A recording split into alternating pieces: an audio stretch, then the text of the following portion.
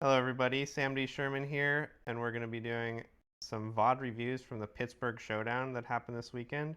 I've got with me some teammates from Aspirant's Climb Merlion. Islan and Jason are here right now, and I'm expecting a few other people to join a bit later. So I don't really know anything about what happened in this tournament. Here is the spread from day 2 of the metagame. Looks like Diana, Master Yi, and Irelia are all doing quite well. And there's a bunch of other, looks like billions of people already locked up their best of. But yeah, let's get to the match, if there's a match.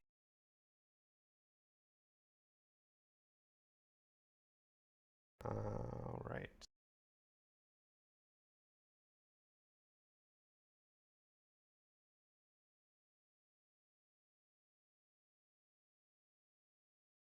Okay. Do you guys see the players' names anywhere? Nope. I do not. Okay, that's unfortunate. I think the one on the top might be Zachary Keeney. Is that right? No, sorry, that's not him. I got a better look at him just now. Yeah, that's a little goofy that we don't know who's playing, but okay. It looks like we have Rengar versus LeBlanc. This is a matchup I've played a lot. Since I've been playing Rengar, and LeBlanc has been one of the most popular decks at these tournaments. I would say the main thing that's important in this match is, can Rengar get onto both battlefields and stop LeBlanc from copying a big monster?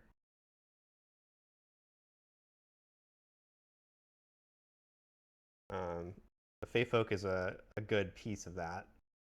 And, oh, interesting though. LeBlanc is not even bothering to copy the bird, which would both get an extra point and an extra rune. So they must have a pretty good hand.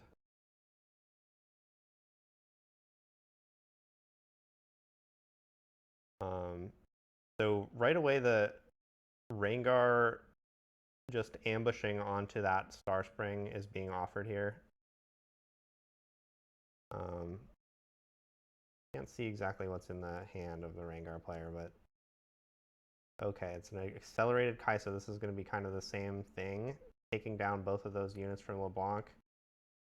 And you also get to draw a card, and you get to save your Rengar, so it's a pretty nice play.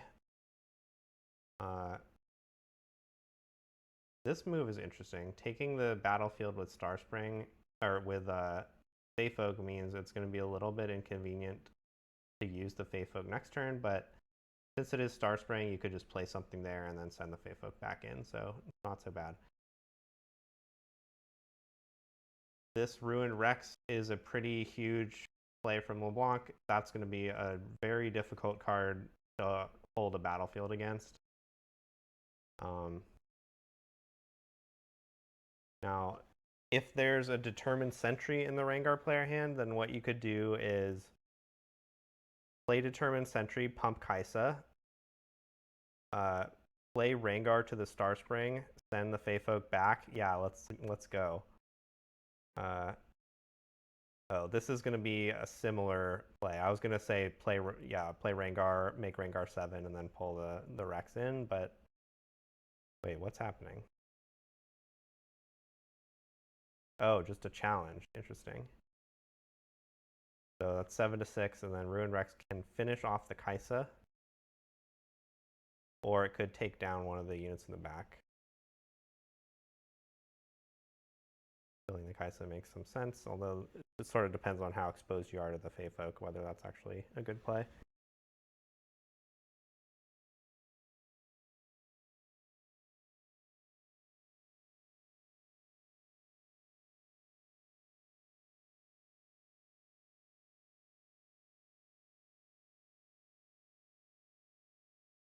Harness Dragon killing Fey Folk, that's nice.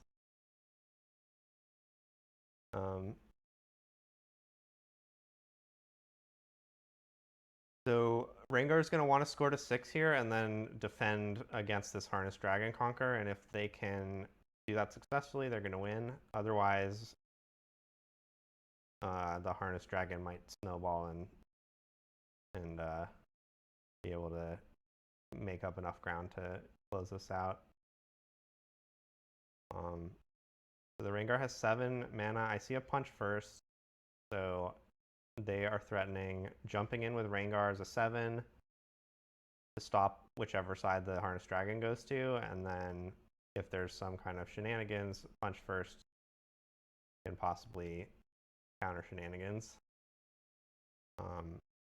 Is that a determined sentry? If there is one, I think you should play it on the left, because then let's say the Rengar gets hidden bladed, then you would still have enough to hold the Harness Dragon off with the punch first. I can't really tell what the other cards are.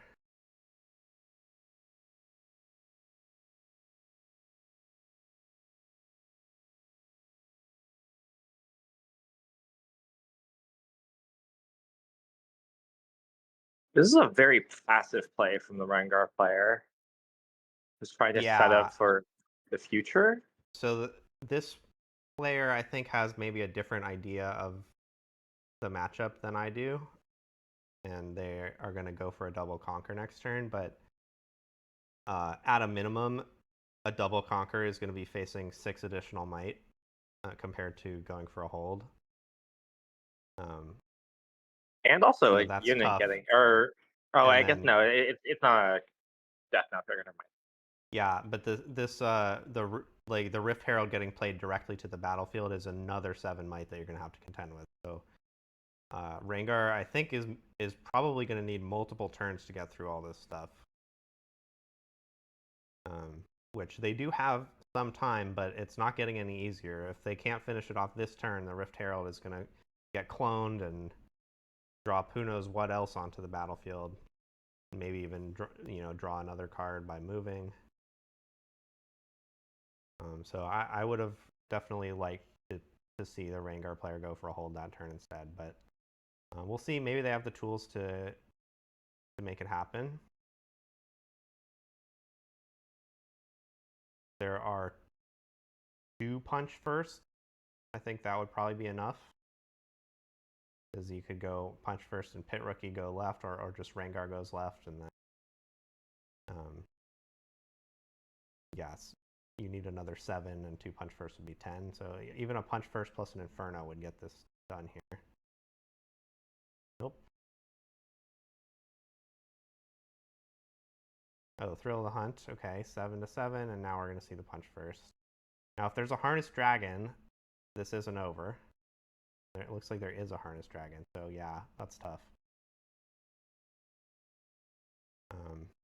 Now I think it's pretty much LeBlanc's game to lose. Rengar is out of units. They've used up their champion, and yeah, LeBlanc is about to get another big pile of stats here.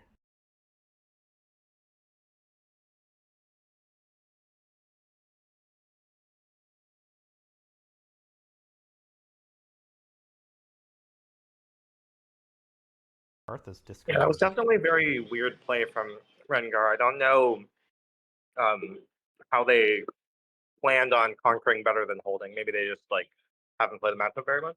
Yeah, to me, what it says is the Rengar player was not familiar with the LeBlanc player's game. They didn't understand just how bad things were going to be if they let one conquer go through.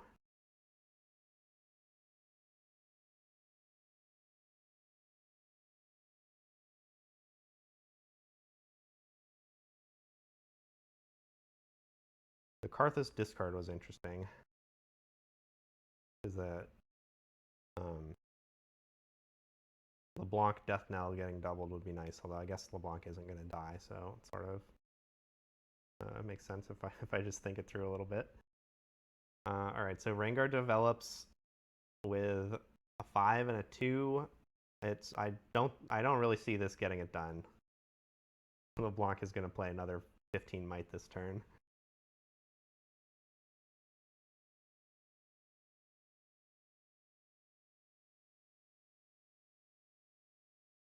I in my early days of playing Rengar, I thought that this was a pretty hard matchup, and then once I started playing the way that I was talking about, where you just at all costs you never let them conquer anything, then it became, I think, a lot better of a matchup.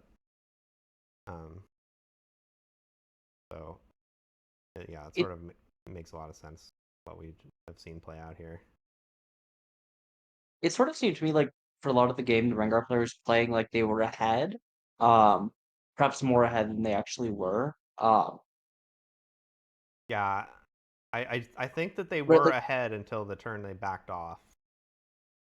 yeah, they just like it seemed like they were just like claiming that their hand was good enough that they were happy playing a long game.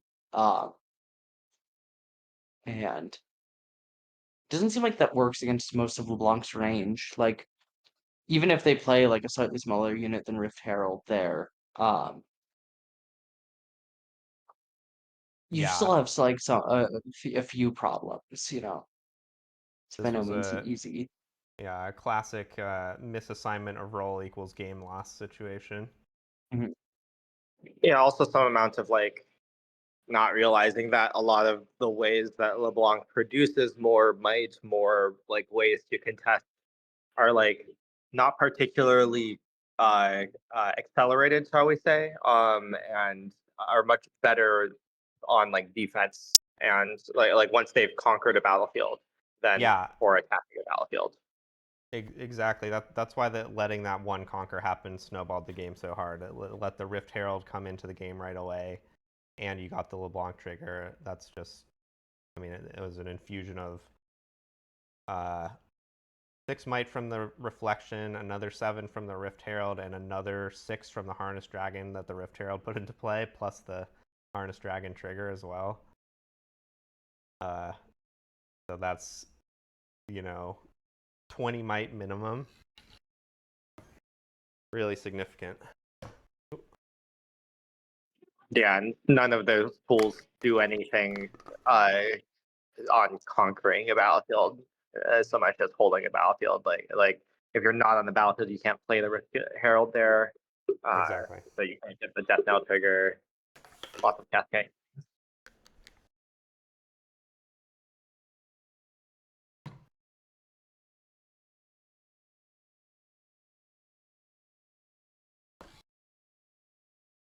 Yeah, and the LeBlanc also doesn't have a ton of cards that actually interact on that turn that you need to go for the hold, like Hidden They Blade have and Vi, mirror right? image. Yeah, they Vi is the one they could have. That's true. But Vi doesn't even work that well if you're holding for game, because as long as you can have enough might to hold, you don't actually care if you kill the units. You just send them back.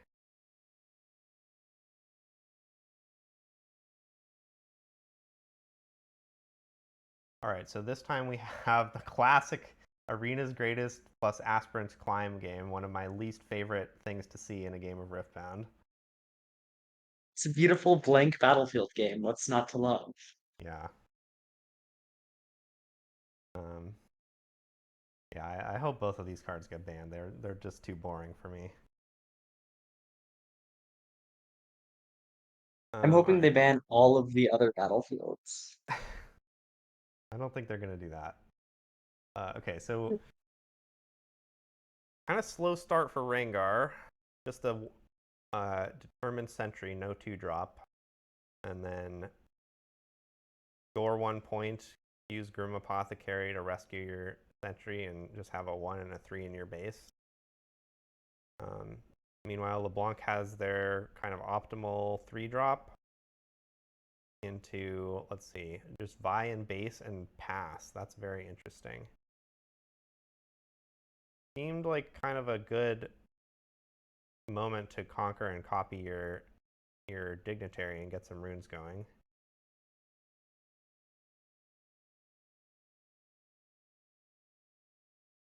But maybe they have other plans for that dignitary.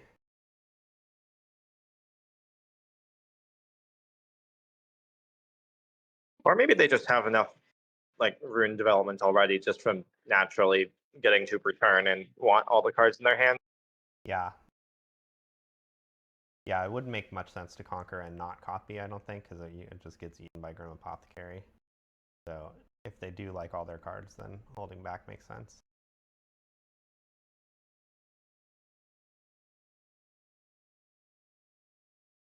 So the Rengar player has 3 runes untapped. That represents quite a lot of different tricks they could have, including Nidalee would probably be the scariest one. So if you're going in here against the sentry and you get Nidaleed, you're going to lose your sentry and the opponent will draw a card. But with Vi in the back, it's kind of fine because then Nidalee would be at 5 and Vi will go eat it with the stun.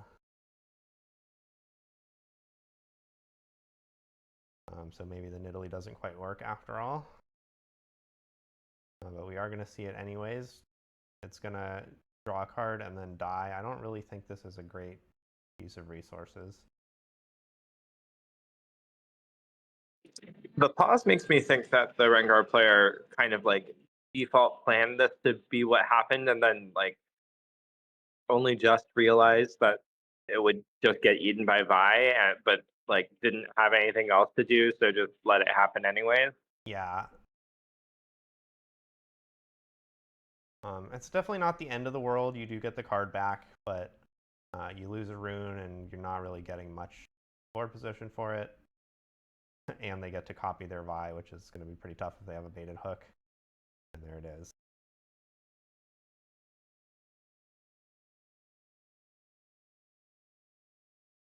Nope, you can't do that. You hooked a Vi 5 into a Rift Herald for 7. That's not work. Okay, they caught it. And I think that's a Glass Mixologist I see, and there's also Karthus. But yeah, once you start hooking these reflections, you really start piling up a pretty big board fast. So Rengar is going to need to clear not only the Vi, but also hold against the Glass Mixologist to really get back into this game.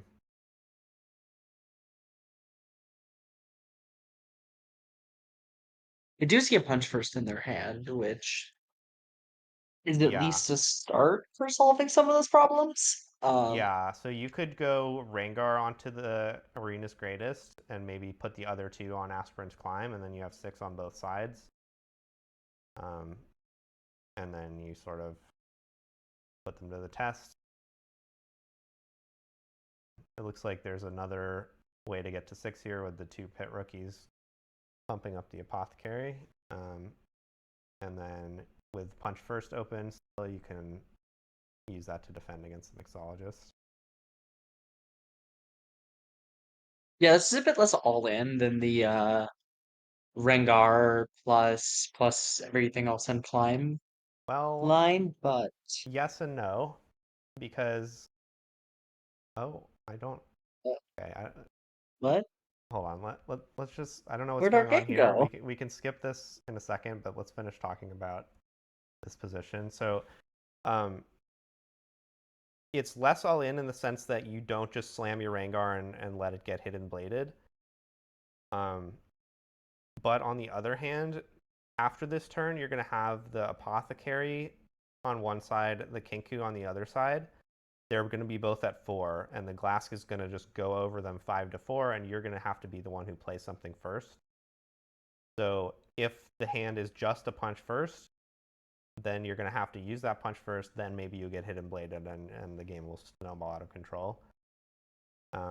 If you have an Inferna in your hand, as well as the punch first, then I think it makes a lot of sense because you play Inferno to whichever side the Mixologist goes to, and then your opponent has to do something, and then you can punch first to retrick. So maybe we'll see later, or maybe this game ended in a game loss or something somehow. I don't know what that would be, but maybe there's a judge call. Okay, so we do see both units on both sides as discussed. Vi is dead. And now let's see what LeBlanc It's can do interesting they chose not to put a pit rookie on the Aspirant's Climb here. Yeah, they could have done that with different sequencing.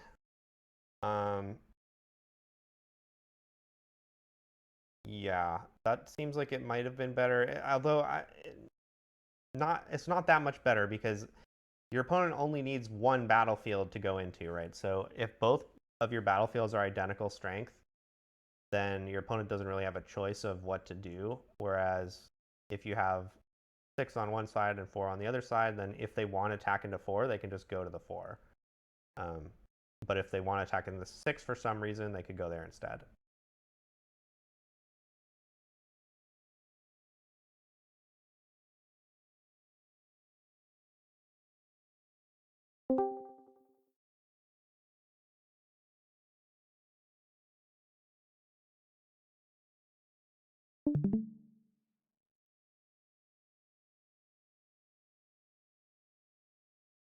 Hello, I'm joining the review. Okay, welcome, Wise Guy.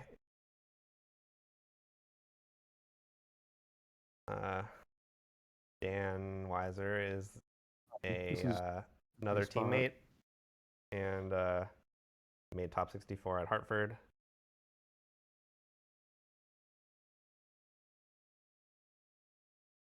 Wow, this play is taking a long time. I would call Yeah. it slow play here. We're watching this at 2x speed.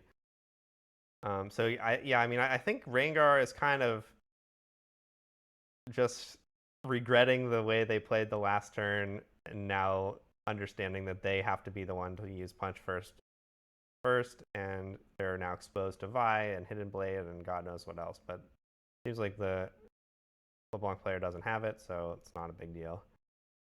And now Rengar's all the way up to 7 points. So you could even win despite LeBlanc conquering somehow, as long as you can hold the other side. Do we know Well, if this is like a it's to real 9. 7 There's an points Aspirant's or? climb. Oh, you're right. Sorry, what was that, Jason? I was just asking the same question. Is it a real 7 points or is it actually kind of 6 points? Yeah, it's a more of a 6-point angle. Oh, and they backed off again. So maybe they haven't learned their lesson from last time. Although with the Fey Folk in base, you're a little bit better at double conquering than usual. Yeah, and there is more material here than usual. Yeah, but oh my god, now there's a Harness Dragon to go with this Rift Herald. I think we're in trouble.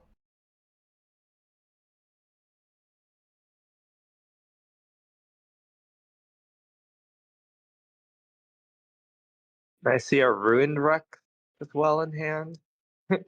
Yeah, I guess on the bright side, neither of these battlefields is a ganking battlefield, so it's possible Rengar could just commit everything to the arena's greatest and try to hold it next turn, and that seems like it could possibly work.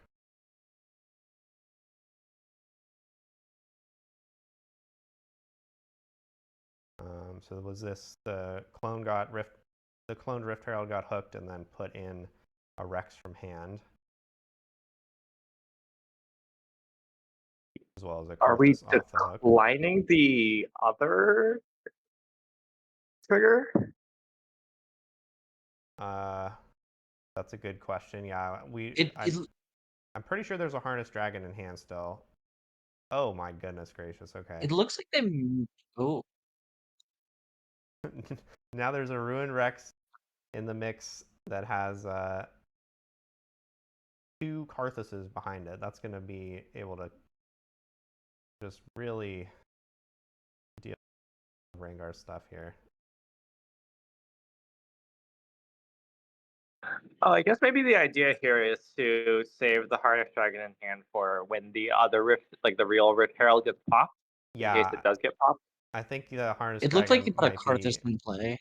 So the Karthus came off the hook, I think. Was it? Did 2 Karthuses?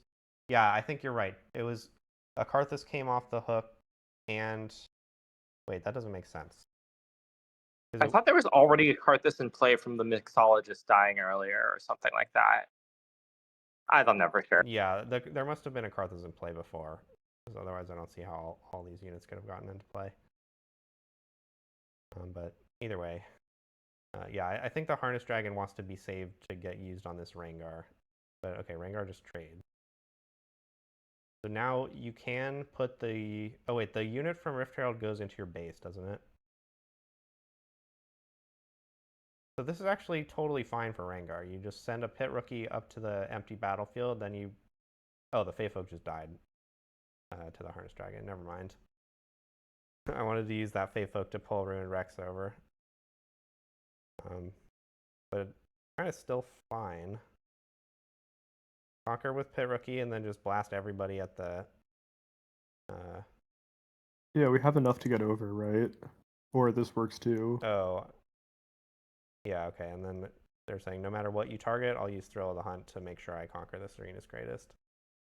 And that worked. Yeah, I think there were a lot of winning lines there for Rengar, and they did find one, so that works.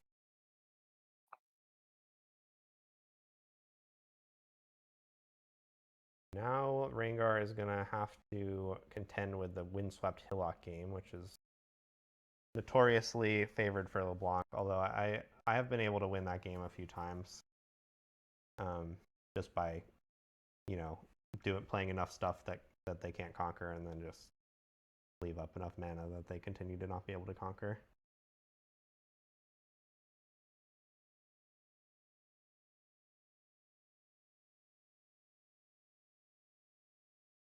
Let's see if we can skip the sideboarding.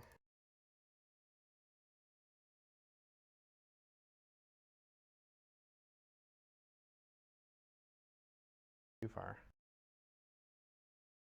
Okay, and the Rengar player does have Emperor's Deus. They played their battlefields in a different order than I usually play mine in. I like to do Emperor's Deus first, and then Star Spring on this game.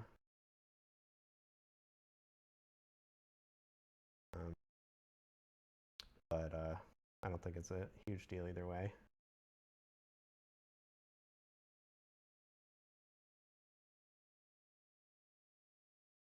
So a lot hinges on whether this LeBlanc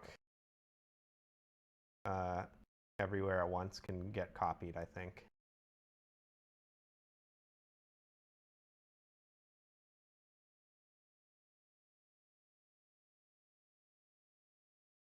Yeah, this LeBlanc really snowballs. It sets up just disgusting levels of holding potential.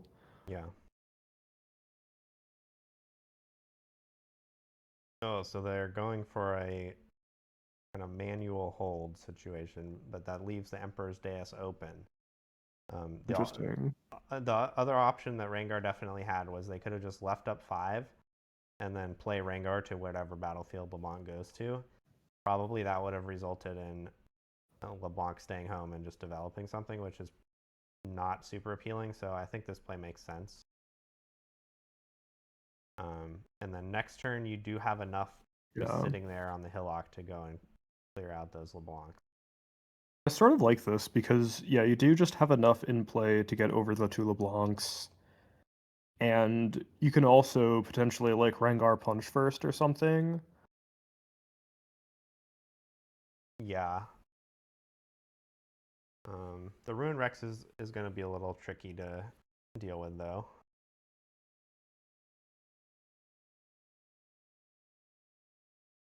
Okay, so this is 2 4s. That's interesting. I think I like that less than just moving all 3 units over. Well, yeah, I think they're they want to set up this picking up the Kinku with the Deus, get a little extra value, which I do like doing. I'm not sure this is the time to do it because this Ruined Rex is going to conquer. Yeah, this is going to be tough, I think. You let this Ruined Rex get cloned and conquer, and like your next turn is just so miserable. And they have the hook again. That's rough, buddy.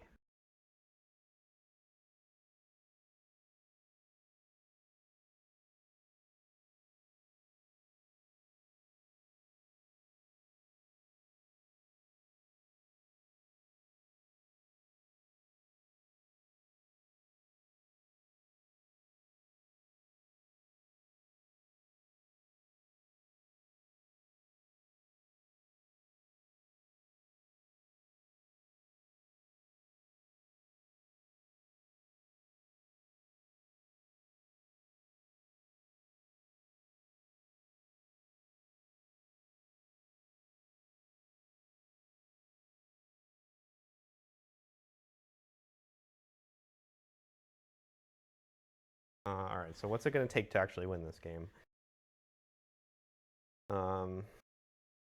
If there's a punch first, you could send the Apothecary and Rengar to the Hillock and punch first the Apothecary, and then that would kill everything and leave you with the Apothecary. That would be a good start.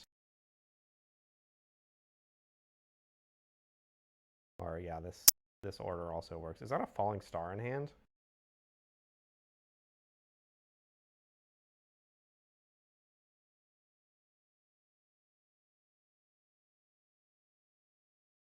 Okay, I mean, at least this play does clear the Ruined Rex, so LeBlanc has to actually have something worth playing in hand. But their hand seems to be a Rift Herald, a Ruined Rex, a Vi.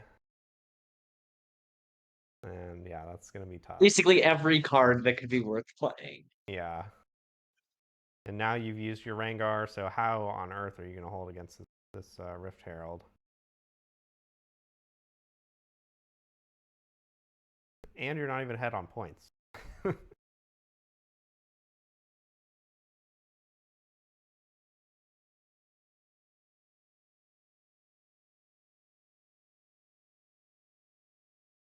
Rengar really is going to have to come up with something pretty incredible here.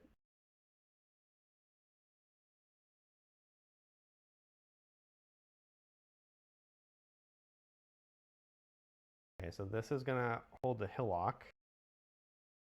But LeBlanc is ahead on points, so they're going to go to 6 on the dais. And then, yeah, I guess the idea from Rengar is maybe you can send all your clowns off the Hillock onto the dais next turn and accomplish something, but it's going to be a copied Rift Herald, possibly a unit picked up from the deck, and then a baited hook, killing the Rift Herald copy, putting in something nice from hand and something nice from the deck, probably. Don't think Rengar is going to have the firepower to win this one.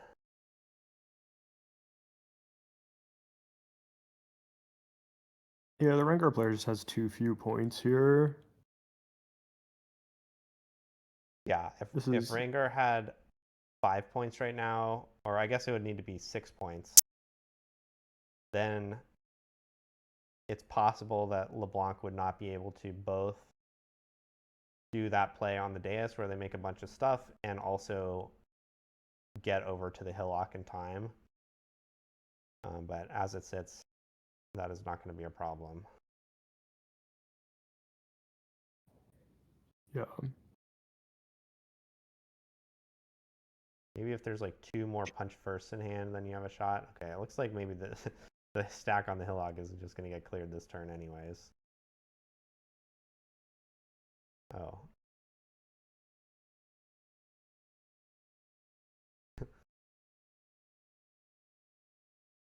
Okay, I didn't expect things to happen in this order, but yeah, go ahead, Dan. I mean, this is pretty disgusting. We can like hook away the Rift Herald copy, put in the Watcher, hook into something, and then fully clear everything with our other Rift Herald. Yeah.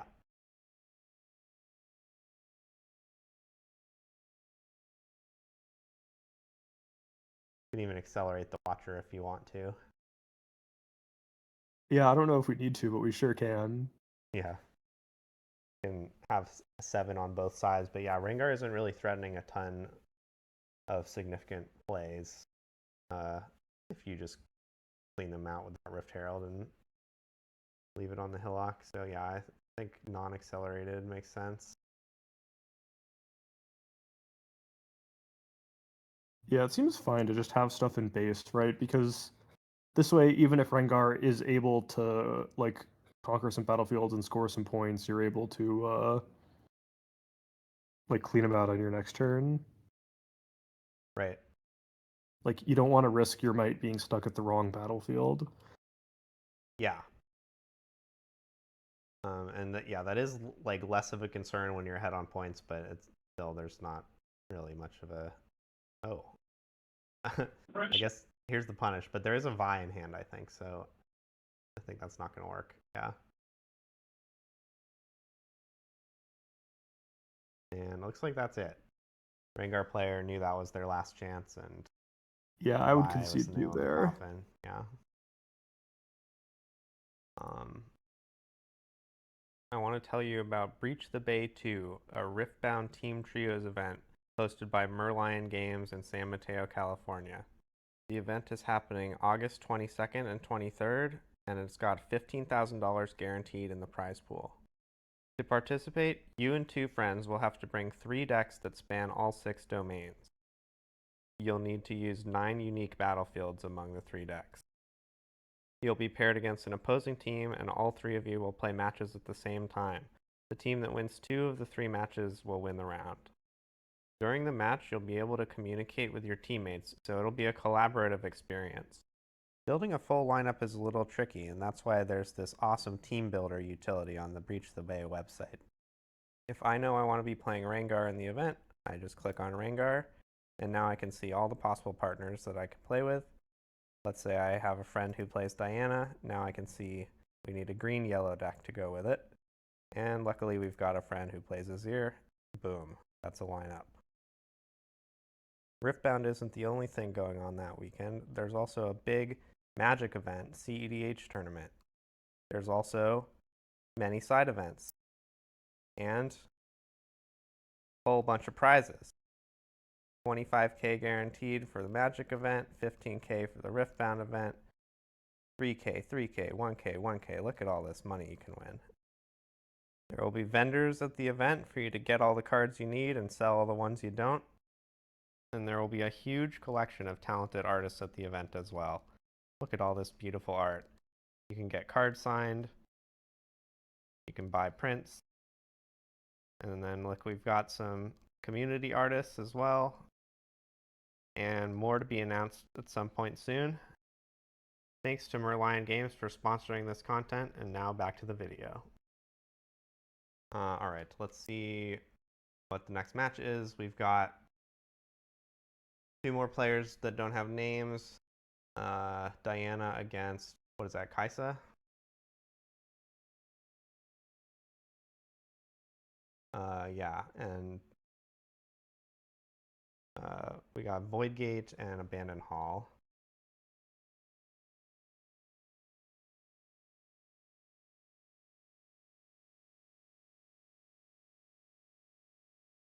Interesting. Void Gate as the game 1 battlefield. I feel like traditionally that's been a battlefield that Kaisa likes to play going second a lot of the time. Yeah, that's a good point. We'll have to see what else they've got in the battlefield chamber. Yeah, it makes me suspect that this is like a very controlling Kaisa deck. Or at least that's like, that would be my first thought. It would be like, this would be slower. Maybe they have Aspirant's Climb for going second or something like that. Yeah. Or maybe they have like the deal 1 to all units, Frozen, what's it called? Oh yeah, Frozen Fortress. It could also just be that they're a normal Kaisa deck and this player likes to present this battlefield in game 1 against Diana. Yeah, we do get to see Falling Star show why it's a good card in this format, being able to take down Hui without any shenanigans. Yeah, the Kaisa deck has looked pretty good in the early turns. We dealt with the Hui very efficiently. We've cleared some stuff. We've kept the score even. Like, we're ahead on board. Yeah, no, we'll see if this Diana gets answered in base as well. That would be a pretty big swing in terms of attrition. Yep, there's a Rocket Barrage. Perfect.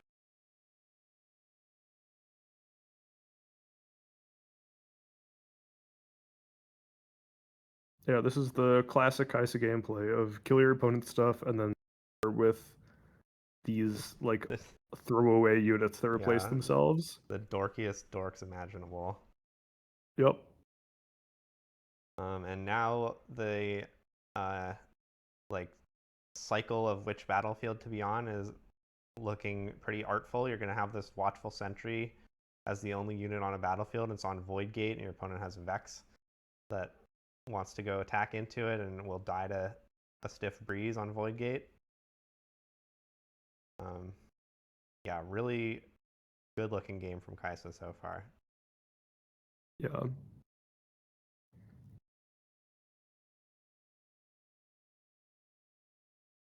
Representing Void Seeker here. Even a Hextech Ray gets it done. Yeah, Hextech Ray at the if the Vex goes to the Void Gate. Yeah, so I kind of almost think wanna the Vex go- will go to the Abandoned Hall. Yeah. Yeah, I want to go to Abandoned Hall because it dodges the Void Seeker too, right? If you're representing a spell. Yeah, if you have a Stupefy or are there a lot of other reactions in these Diana decks?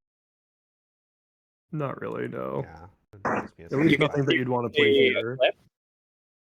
Yeah, Yeah. Eclipse, but it would be kind of a waste of Eclipse. All right, so this time there's Hui plus Tide Turner, presumably. So the third Falling Star probably won't actually be able to take it down, but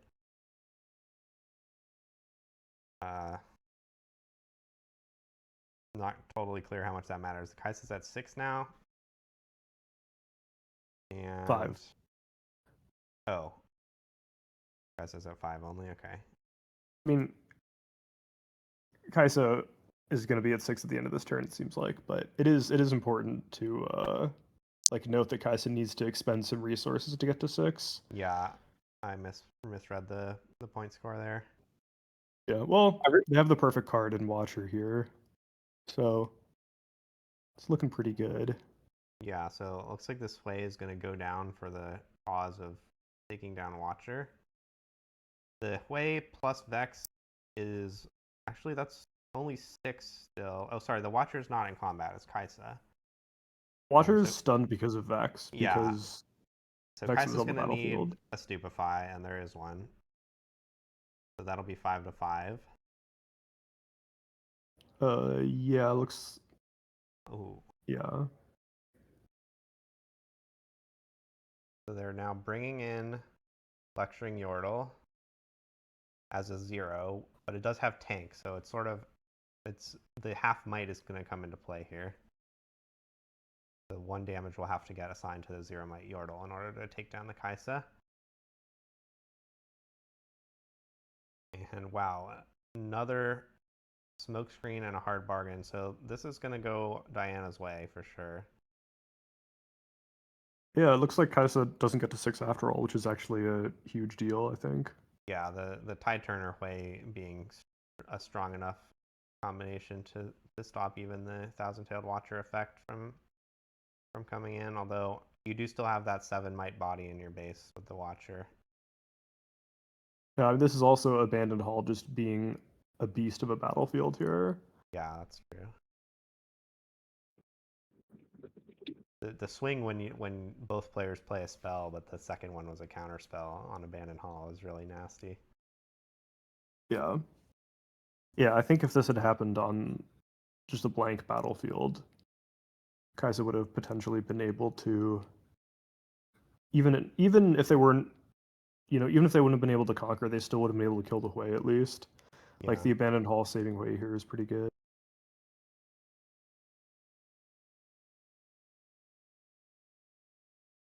All right, so we're seeing some Hui shenanigans. You're going back to Abandoned Hall? You don't want to point? Okay, so I guess this just amounts to turning the Ride the Wind into a draw 2. Yeah, I think this means that they want to end by hiding some stuff at Void Gate, maybe? Oh, I see. Okay, this makes sense. Yeah, they needed the extra juice from Abandoned Hall to get rid of the Watcher.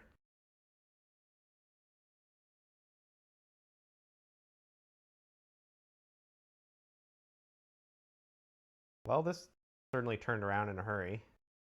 Definitely like Diana's side now that Hui is alive and Watcher is dead. Yeah, Hui's now moved 5 times or something. I think it's 2 cards in Diana's hand to like 4 or 5 in Kaisa's.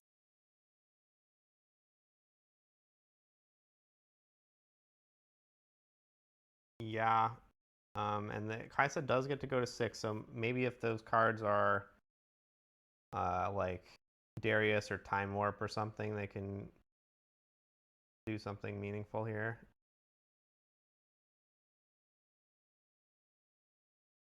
But that is not particularly impressive development, I would say.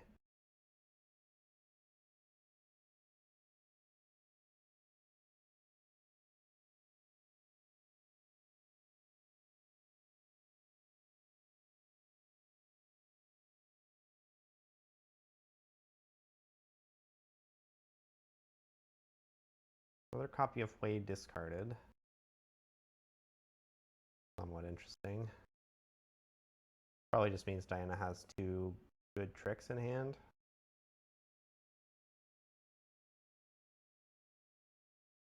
Yeah, the Hui is kind of slow at this point of the game, right? Like you're Well, trying, your opponent's at 6 and you're trying to stop them from getting the last 2 points. And so I yeah. think it means that the other cards in hand are like Eclipse or Smokescreen, just cards that are better at holding. Oh, holy crap. Huh. Well, that's Unchecked pretty power good. just absolutely devastating here. And Wow. Diana just doesn't have anything. Wow. Just That's the game. wow. I am blown away. That was an unchecked power moment if I've ever seen one. That's just such a unique card in Riftbound. It's Yeah. playing around that card is like just totally different from how you would play the game against any other kind of type of Riftbound card. And yeah, if you don't know It's they are also running that, not a typical card in Kaisa, right? That's exactly what I was thinking, is that I think most Kaisa decks don't play this card. So it's really hard to play around when your opponent's deck doesn't even typically run it. yeah, and if that Kaisa was running Time Warp, it encourages the exact opposite behavior of if they're running unchecked power, right? Because like let's say that Diana player wanted to play around unchecked power, they would maybe only go for holding on one side and leave the other side weak and leave some units in their base. And then Kaisa goes, okay, I'll go Watchful Sentry to that side, play Time Warp, you're dead. Yeah, I guess the best way to play against both is to be able to have 2 units in base and also like hold both battlefields, but that's just pretty hard to do. Right. Okay, so we see, I think the Rockfall Path belongs to Kaisa. And that is their going second battlefield. So that's interesting. What would make you want to play Rockfall Path going second as opposed to Voidgate going second?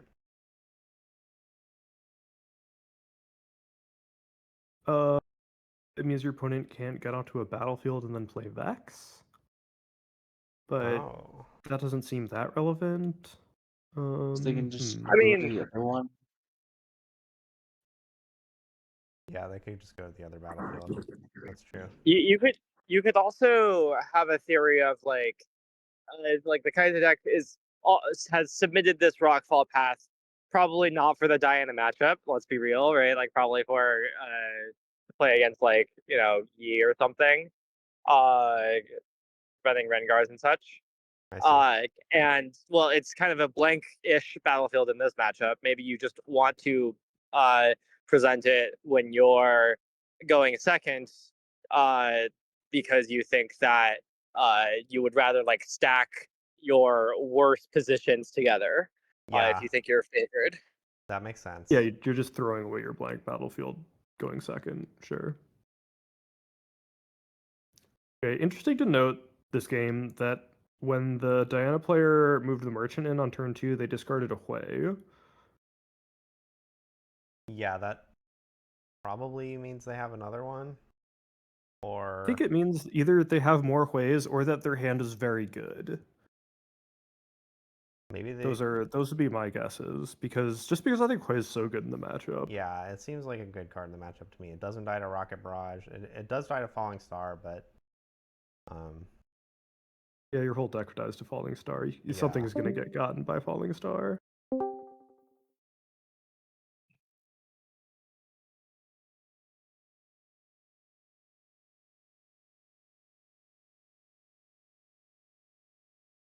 so the I last turn mean, that sometimes Diana Hui doesn't even scored. die to Falling Star, right? Yeah, that's Like true if you sometimes have you a Tide can Turner. set it up with a die turner, or you can.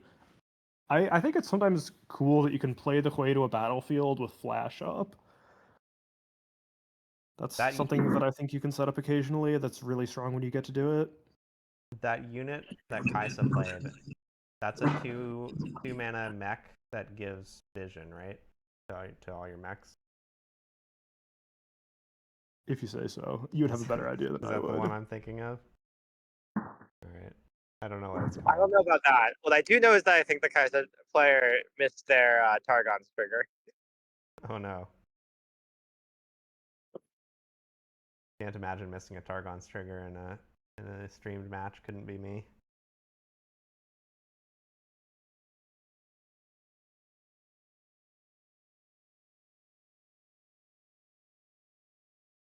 I like that the Diana picked up this flash with her ability, and then the flash got used to save the Diana. That's pretty clean. Oh.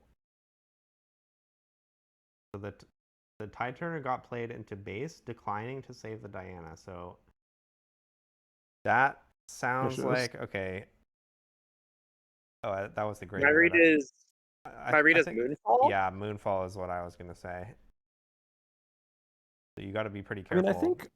I think you would do this even with just a Stupefy, right? Like you get a Diana trigger and then you play a Stupefy, you trade. It's like this is a better exchange than the Tide Turner just getting snacked on by the Formite, right? Yeah, that's true. Like this is a pretty reasonable exchange, I think. Yeah.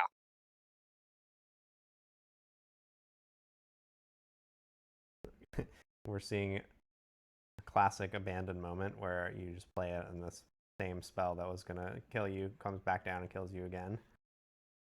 Though it at least destroyed 2 runes where a hard bargain couldn't have been used. Yeah, hard bargain would have been a lot worse. Same card, but your opponent keeps 2 runes.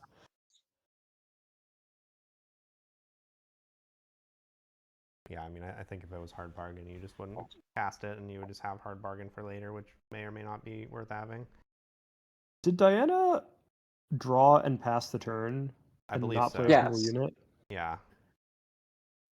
So that is I was something that can trying- happen with decks like this, where if all your Yeah. units get killed and you just have a handful of tricks, you can't do anything. Yeah, I mean the fact that he discarded what a Hui top on turn deck. 2 and then didn't didn't ever play another Hui and ran out of units seems kind of bad to me. Like I think I would have liked to not see the Hui discarded on turn 2 from the Diana side. Yeah, I agree with you. So this Anyways, was sorry a to distract very, from the Baron that's going on. very interesting thing that just happened. So the Baron got played as a unit that they couldn't have played last turn, so it might not have been a top deck. And then in the showdown on the Baron pit, they used their Diana mana to ride over to Targon's Peak to get 2 real runes untapped, and then went back to the Baron pit for another point. But then they didn't use the runes, so I'm not sure what that was all about. They were holding up hard bargain. They have one in hand. Oh, they didn't want to get time warped. But now what? You're gonna need that Ride the Wind back. Well, you can flash back to base and conquer 1 battlefield, but that's not enough. Yeah, we're in a any hold kills you kind of situation. If there's like a gust or something, or a moonfall, then you can get out of this.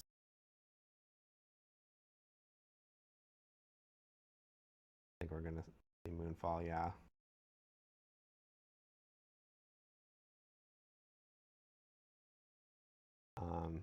Now you're going to be in a similar situation next turn, though. You're going to need another movement spell.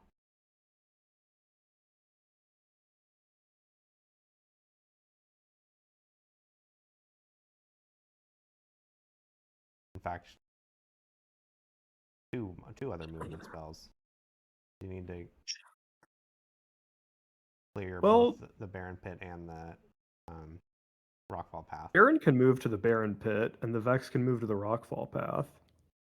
So you just need the ability to win those fights, really. Yeah, so playing the Vex to base sort of fills the role of a movement spell. Yeah. Yeah, I mean, we just have to make sure that Vex can beat whatever is at the Rockfall Path, right? And ironically, the fact that it's Rockfall Path means that the Kaisa player can't reinforce it with more units from hand, right? Yeah. Like all they can do is put some 2 might units there, and the 6 might Vex is big enough to beat up on any number of those. Well, not any number of those, but yeah, I think I saw a Falling Star in hand, which can take down Vex at the cost of 4 runes, or I guess 3 runes because you're Kaisa. But certainly that's a price I'd be happy to pay at this point. Is this Bryn here, Thundersong? No, Thousand-Tailed Watcher. What? 9-9. This is a pretty big investment here.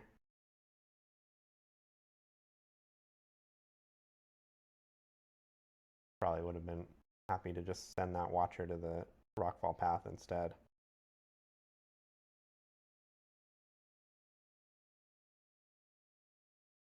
I mean, if it works, you basically just win.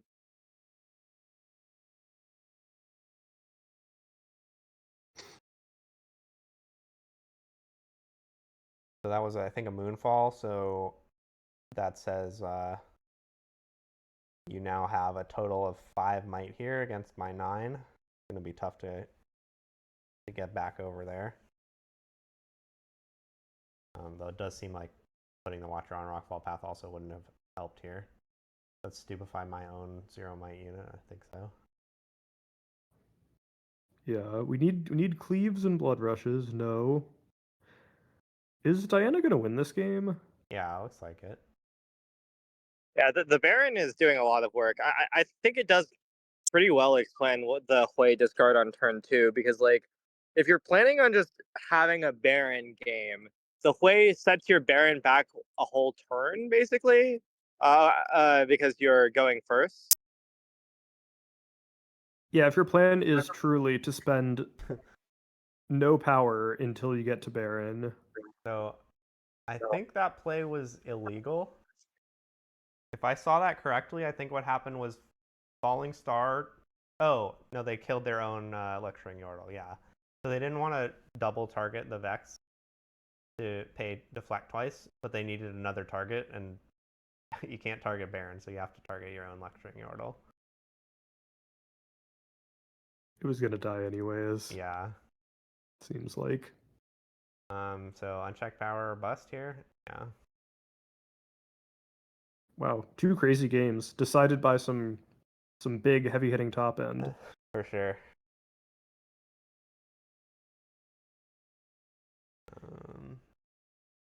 All right, let's skip the sideboarding. And now we have Diana's Rockfall Path against the Arena's Greatest.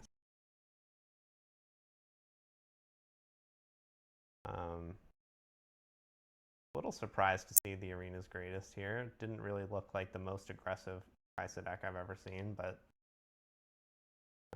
yeah, especially not with the unchecked power. No Dariuses that we've seen so far. Yeah, I wonder if they have some more aggressive stuff sideboard in for this game.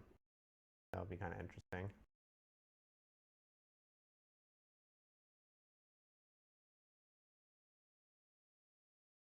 Maybe they just feel like they can use their removals to stay afloat for just long enough to score 7 points.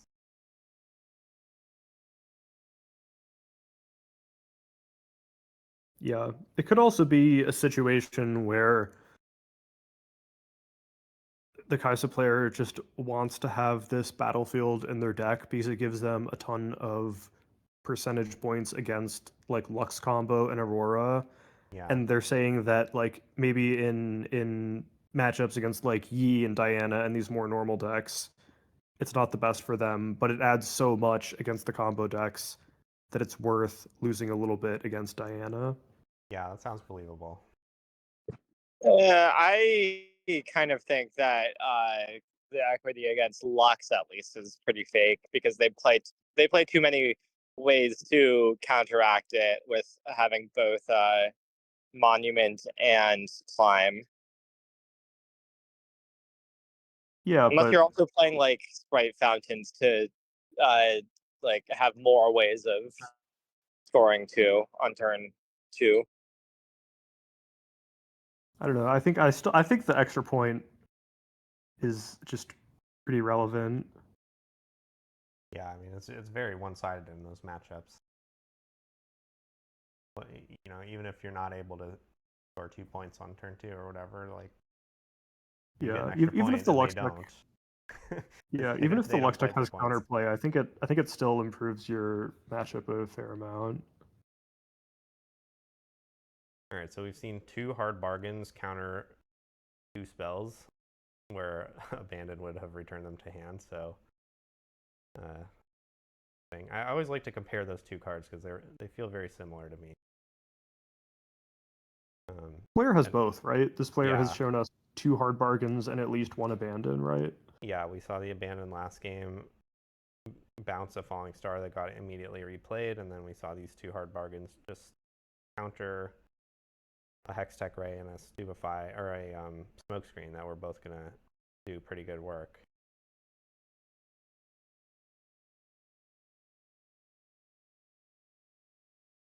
Is that a sneaky deckhand?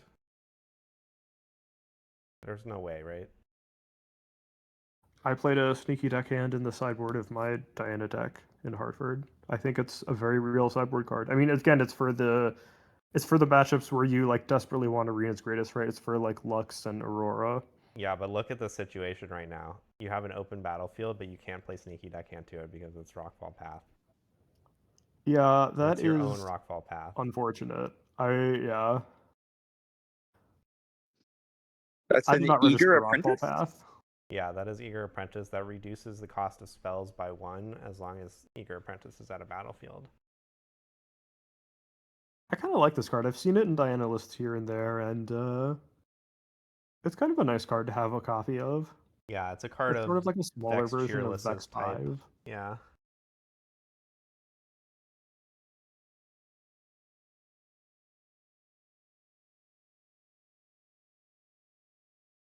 Singularity.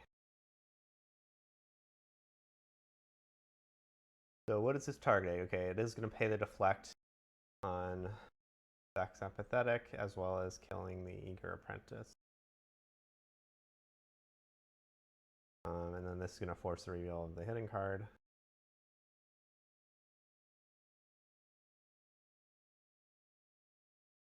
So moving Fizz up there is saying when you go in with your Lecturing Yordle plus your mech, which I can see you're definitely going to do, I will have a good response for it.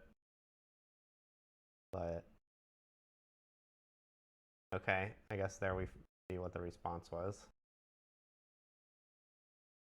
So not the most impressive Starcrossed I've ever seen, but it does save the Vex to be replayed next turn.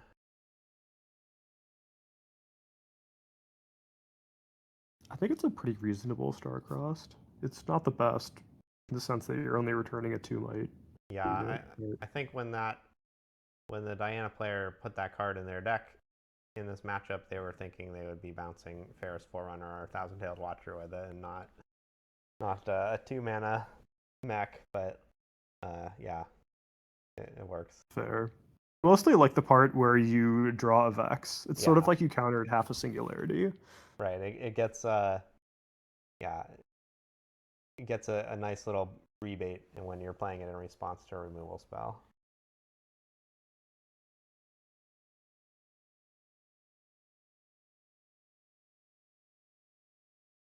So Kaiser's at 6, but it's not going to be very easy to break through this turn, I don't think, because I mean there's a Vex that stops you from doing accelerate Kaisa play.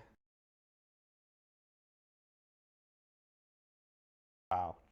Just a Ferris Forerunner in base and hope to Is that do something a next card turn. of type mech? It sure is, yeah. So that's why that. You saw some nice predict action. Yeah, that's why there was the vision.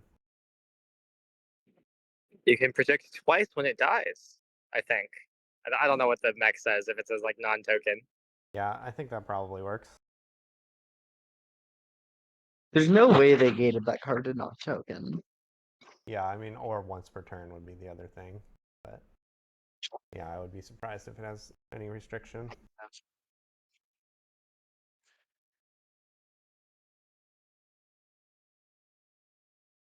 So the way in base represents another 8 might on that arena's greatest battlefield because of the hidden card, which is probably Tide Turner. This is pretty good. Gonna deal 6 damage to the Hui, which is gonna be 8. And then if you can take it down, you could probably win, but the on board, if you don't have anything else from hand to contribute to this fight, what you need to do is send the 2 into Hui. That'll trade, and then Watchful Sentry can take Arena's Greatest, and Ferris Forerunner can take Rockfall Path. But if there is any card, even just a Stupefy from Vex, then or from Diana, then that totally doesn't work, and you lose. But Diana's at 7, so it seems like you have kind of no choice. Oh, You that's certainly not true. have to make some moves. You do have a choice. You could do Ferris Forerunner into Hui. And then the other 2 can go to the Rockfall Path, but I guess that doesn't work because they have 2 units in base. They can just double conquer on their turn. So yeah, you just had to hope they had nothing, and just one Stupefy beats you.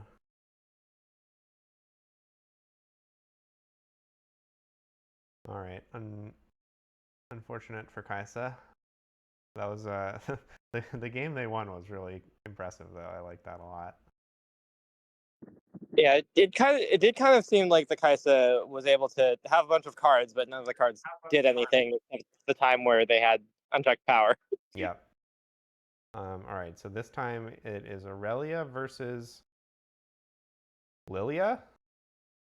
Yeah, that's Lilia. Yeah, that's Lilia. Okay, so Lilia, I think, is like one of the most aggressive decks in the format. It's got all kinds of sprite bursts, sprite fountain, whatnot. It likes to score 2 points every turn with all these sprites. But are they going to be able to? Yeah, okay, they're definitely going to be able to score 2 this turn. And they're just going to use the 2 sprites and not use the Lilia. That makes sense. Like as long as you can keep putting sprites on these battlefields and make Aurelia have to use some cards to get over them, that's a good way to progress your game plan. Yeah, the Lilia deck really wants to use its legend every turn, I've found. Just because it's a relatively low curve deck and it puts a lot of value on conquering. That's interesting. To me, the legend seems like it's so inefficient in terms of the amount of energy you have to spend on it to accomplish anything that I would hope to not be using it. But yeah, I mean, you might be right. I don't know. I'm not a Lilia expert. That was what I thought at first too, but playing against Rian, I found that yeah, I don't know. After playing against Lilia a bunch, I found that Lilia often just wants to make the sprite every turn, partially because it's actually not trivial to get over it. Yeah. Like it sort of gets the point on your turn, and then it's decently annoying for the hold on your opponent's turn. A lot of resources being exchanged here. Disarming rate, killing the boots. Heart of Dark Ice, pumping the sprite, and then Defiant Dance, holding with the Stellacorn. But yeah, Aurelia, I can't see how many cards they have in hand, but they're definitely going to need a little more firepower to get through this game. Yeah, this is looking like one of those games where the Aurelia deck has 8 cards in hand and 4 runes the whole game. Yeah. And the Heart of Dark Ice is going to represent very strong push every single time it's Lilia's turn. With that hero power, like you mentioned. Yeah, it's extremely difficult to hold against this setup from Lilia. Yeah, and especially with the Aurelia deck where you hold by like threatening spells and then using them if your opponent goes in. Like your opponent goes in with a 6 might sprite, they're not afraid of you using your disciplines and on guards. They don't care. That's just something, a resource you have to use that you won't have next time. And wow, double smokescreen is going to really exacerbate that issue. Double smokescreen, brutalizer, charm. I mean, this hand is able to score some points. Yeah, do you think the charm is going to hit the Stellacorn right now, or is that too brave? Looks like they decided that was too brave. Yeah, I mean, you could charm the Stellacorn into your pumped sprite, but there are ways that goes wrong. And if it goes wrong, it's probably game losing because, I don't know, you just lose too much and your opponent gets ahead on points by conquering on your turn. Yeah, it looks like that would have put them to 6 instead of 5, which is a big difference. Yeah. I mean, the Lilia deck here is setting up to score to 6, score to 8, so I think I like this. Just say that you can have all the cards you want with your Stellacorn. I'm going to race you to 8 points. Yeah, just making sure that you can have those 2 smoke screens available when the big showdown happens is definitely worth doing. Yeah, I mean, you can't play for one big showdown against this hand, right? There's 2 smoke screens. There's a brutalizer. There's a charm to move your opponent back to base. It's like it's too much. You need to defy everything.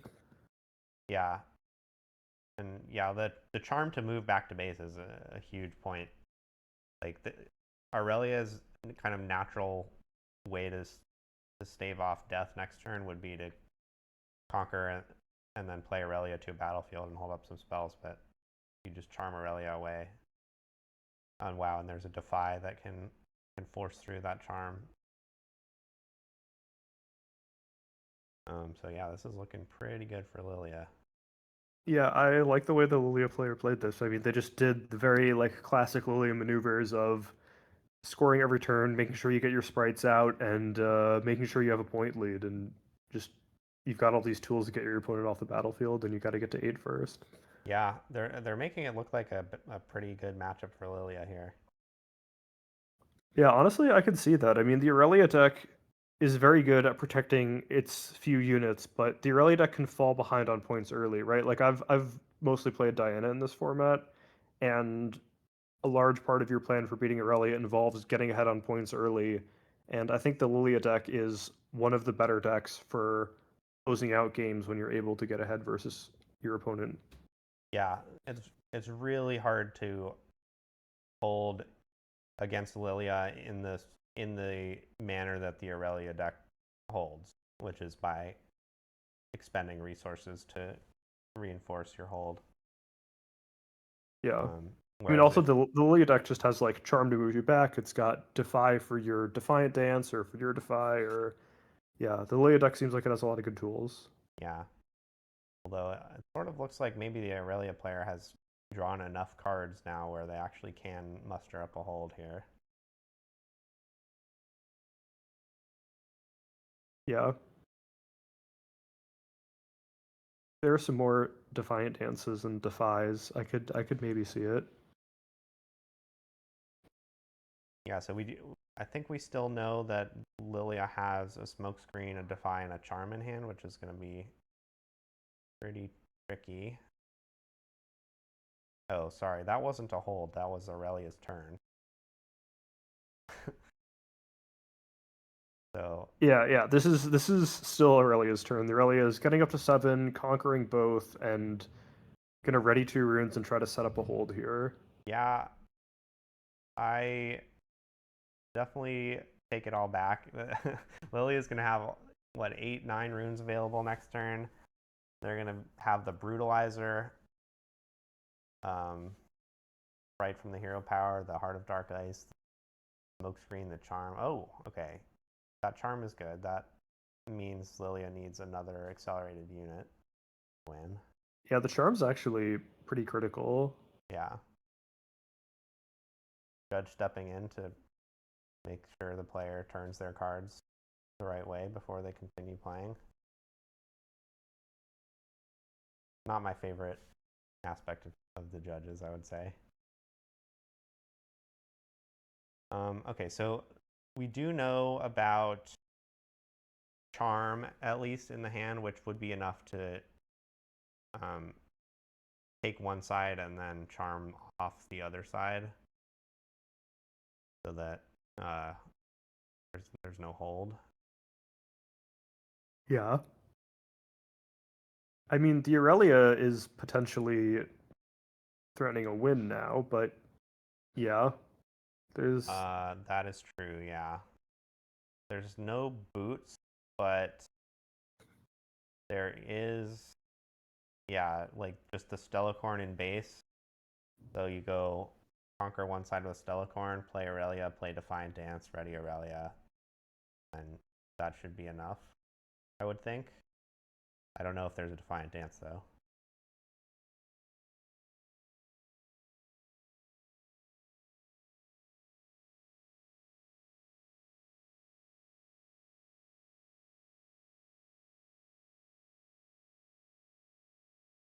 I wonder if the Lilia player could have saved a Sprite Burst. I think they played either 1 or 2 copies of Sprite Burst already this game, and I wonder if they could have held on to one of them. Okay, and yeah, the Defy meant that Defiant Dance line I was talking about doesn't really work. So the Aurelia player had to use Ride the Wind to try to win, and that forced the Defy, but now they're going to have to figure out how to win with just this Stellacorn here. I guess you could just conquer this, or well, I guess Lilia's not even threatening a hold, really, so all you need to do is hold on the next turn. But they're using Defiant Dance here, then... I think if we win this fight, we can just ready the Stellacorn, move it to base, ready it again, and take the Seat of Power.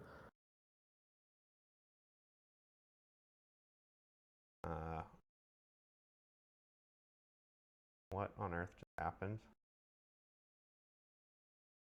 Oh.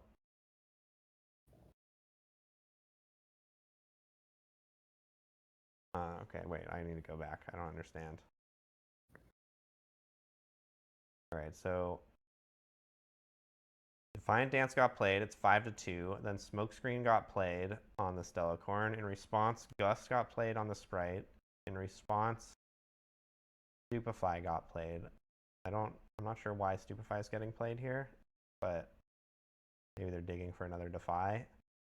But this is not game over, right? So yeah, so one of these spells gets defied. Sprite's going to die to that Gust. And then the Stellacorn conquers Targon's Peak. But why are they conceding? Oh, Ride the Wind. Okay, there we go. Now I understand. So Ride the Wind takes it down.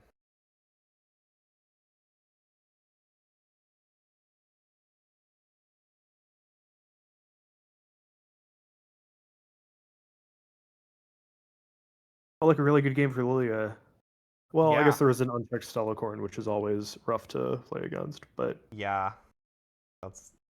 The Stellacorn kind of makes the Aurelia player look behind because they spent, a lot of runes putting only a little bit of might into play, and but then yeah, it just adds 7 cards to your hand, so you always have exactly what you need.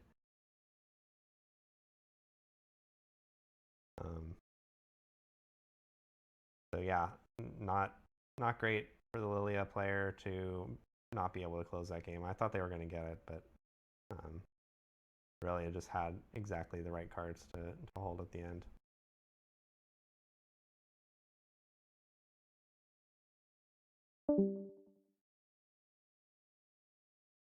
Oh wow, we're seeing a Tide Turner Boots angle.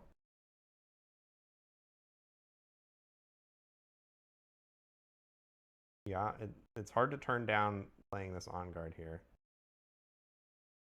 Really, it does have a discipline to respond with it and a charm to clear the champion out of the base. That's pretty good.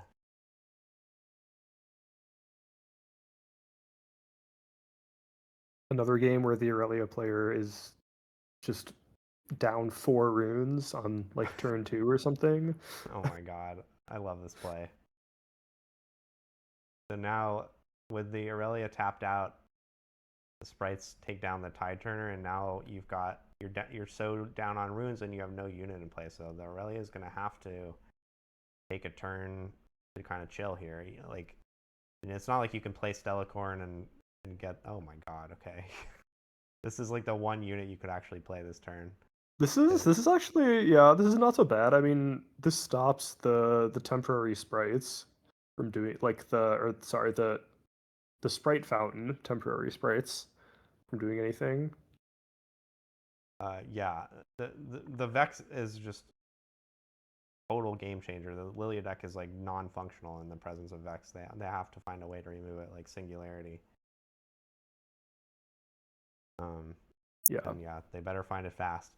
And the Aurelia player recognizes all that matters is protecting this Vex. They're not even willing to spend 1 rune to draw a card here, which I think makes a lot of sense. And I think this game is going to be a runaway. And probably what I said about it maybe being a bad matchup for Aurelia is not actually true.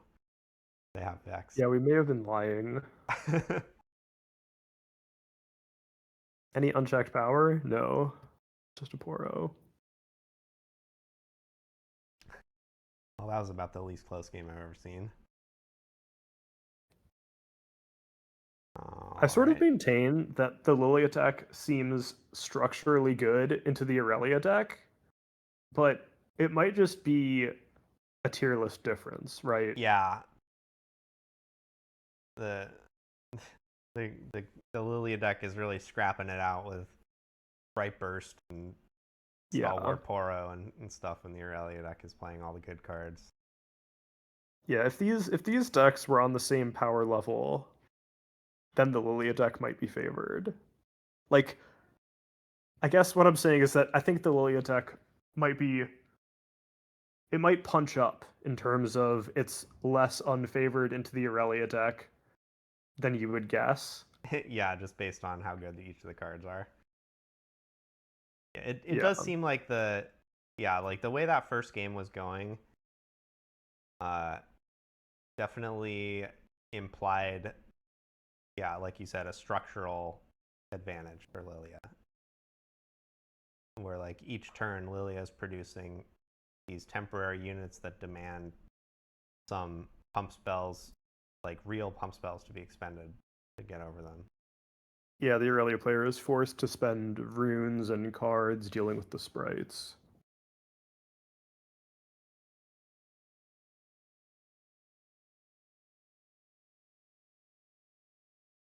All right, what do we have this time? It looks like Ezreal against Victor. That's interesting. Can we speed this up even more? This is top 4 apparently. Yeah, I think I can go up to 3x. No. I'm just saying this is gonna take a while. Yeah. I'm just saying this is gonna take a while. So I don't really know this matchup. I haven't played either of these decks, but I would kind of guess that the Herald of the Arcane legend is a big deal in this matchup because Ezreal likes to play a lot of removal spells and kind of run you out of units, and the Victor deck is just never going to run. Yeah, I would guess that that's pretty good, but I sort of think that like if the Ezreal deck gets to the pack spirit setup, and they totally get rid of all the Victor deck's cards in hand, that then they're going to be able to hold with just random like 2 might and 3 might units. Yeah. That sounds true. Is this 2-drop? This is the one that dies to get a bird, right? Yeah, it makes a bird when on Death Knell. Carrion Dredger. Yeah. It's hard to tell between Unsung Hero, Honest Broker, and Carrion Dredger. It's hard for me to tell which one's which. Yeah, I also am not totally sure, but this looks like a Carrion Dredger to me. Yeah. But they're all very yellowy orange in the art for sure. Wow, so the spirit going to Aspirant's Climb instead of picking off the recruit is very interesting. Oh, it was a temporary recruit. This is a... What battlefield is that? That's Forbidding Waste, where if you're defending alone, you get -2. Yeah, that's another reason not to have the spirit there too. No, then, I yeah, think. given that the recruit was temporary, there's definitely no reason to go to that side. Huh?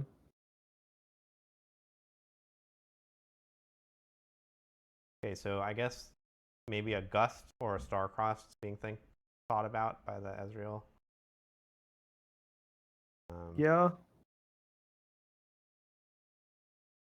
You would think I'm not sure what the a Ezreal Gust would deck have is been going to be used. spending their runes on this turn. Yeah, I see a couple They're of just leaving up Stupefies. 6 and not spending them. That's sort of a disaster. Well, I think if you have the 2 Stupefies, you want to use them. Oh, okay. Wages of Pain, sure, you can use that.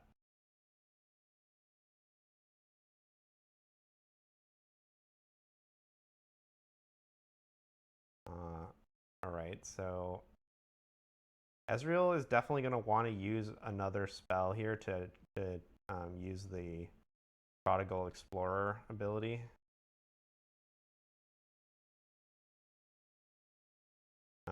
Before they let this showdown finish.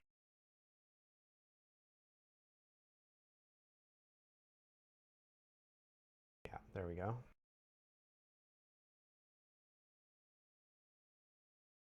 All right, so what is the score? 3 points for Victor. So Ezreal's got plenty of time to set something up here. Got plenty of runes to work with and a lot of cards in hand, so not a bad situation. Yeah, I think the Ezreal deck does just seem to be falling a bit behind here without a pack or like, I don't know, something that can generate like a repeatable source of card advantage to keep up with these recruits. I mean, I guess the Ezreal Legend is sort of doing that.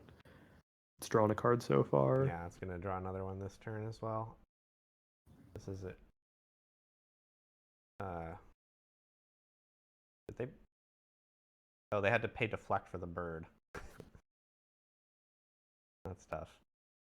And then Fizz Wages of Pain, I guess, is what that was. So good clear by Ezreal, and now they've got 2 units. They're ready to start scoring points. Looks like about 7 good cards clear. in hand. Pricey in terms of runes. The Ezreal deck is now, what, down 3 runes, I think? 1 for the Fizz and 2 for the Bell's Breath, yeah. They did get the 1... Oh, and 1 for the Ezreal as well. So they went from 9 to... They were at 8. They had a gold from Wages of Pain. Oh, they had a gold, okay. But yeah, I mean, went down from 8 runes to 5, and Victor is up to 9 runes. Yeah, I don't think Victor is going to be able to use all of those runes that many times, though. I wouldn't worry too much about Yeah, that's that. true. It might not be useful, I guess. Extra Stupefy runes. Deadly Flourish to get rid of the Victor leader is pretty nice.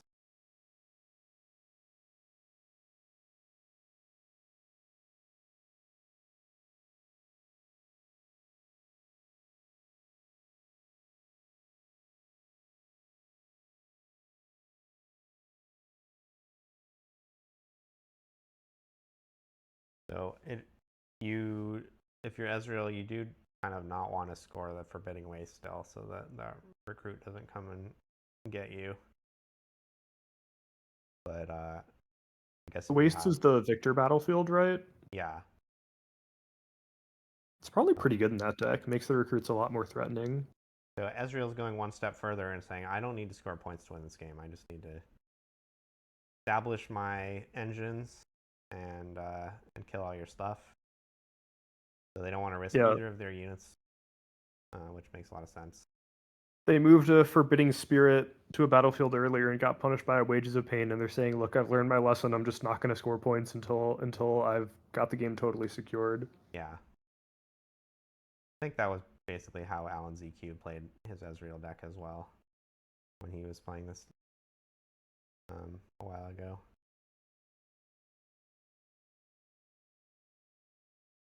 Okay, pretty nice rebuild from Victor, though. They scored up to 5 now. That means they're 2 turns away from victory. They've got 2 units in base plus a Sprite Fountain.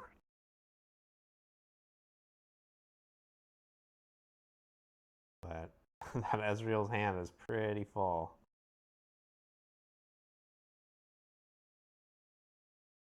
Yeah, the Victor player is continuing to score points, but the Ezreal deck seems to have a lot more resources. Yeah, and now this Pack of Wonders can rescue this Fizz and reuse it. Play perhaps Bellows Breath to wipe the back line.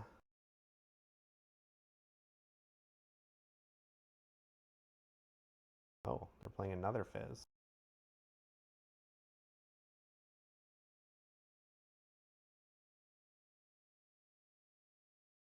I guess we're going to be leaving Fizz on the battlefield then. This feels like a setup so that you have 2 units holding the Forbidden Wastes. Yeah. And then interesting, they paid a power to repeat the Bellows Breath instead of paying an energy. You have the option to pay either one. Wow, Stupefy blood money to take down Ezreal. That's pretty wild. And you gotta use hard bargain on a blood money. That's not how the Ezreal player drew it up. Wow, and then Ezreal's gonna die anyways.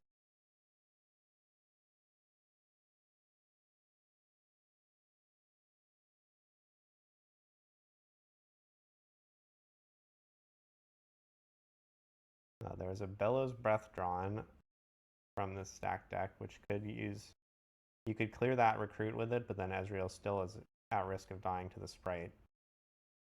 Oh, Gust also works. Yeah, Gust does it here, right? Now this Ezreal player is going, why did I score a point? I'm so stupid.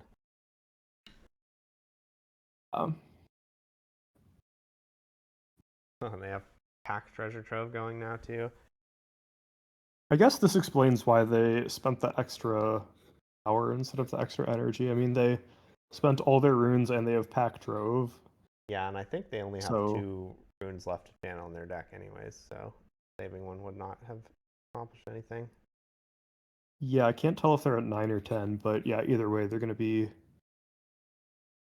have plenty of runes next turn.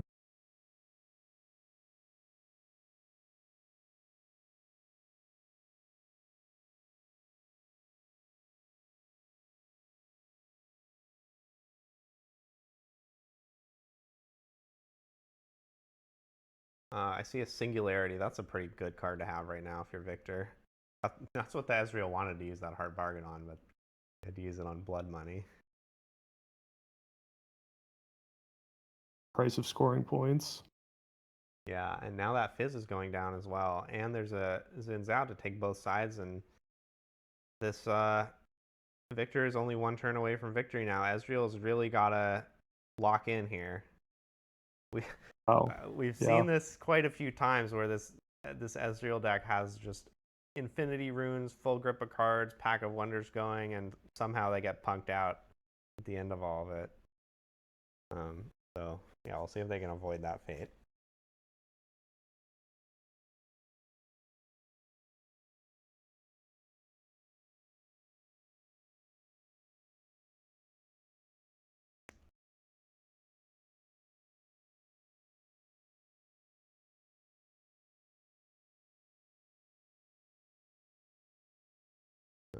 What do we think this hidden card is? My guess would be Hidden Blade.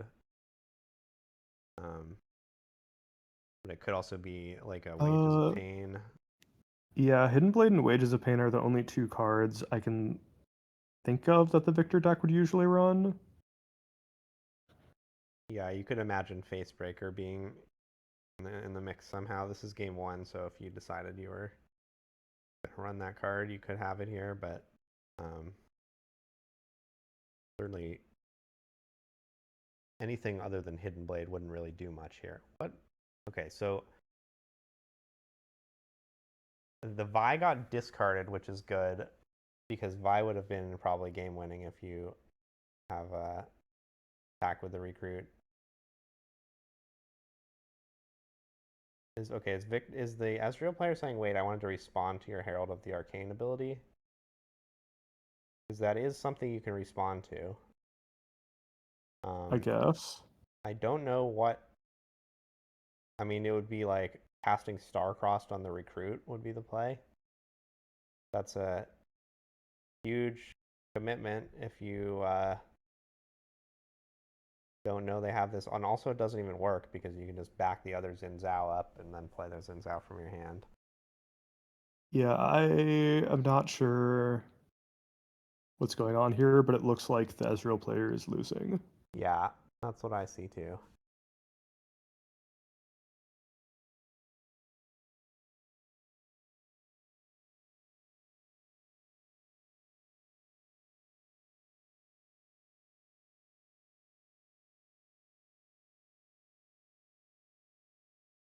Okay, so they're backing up everything here. So yeah, they are going to play Star-Crossed.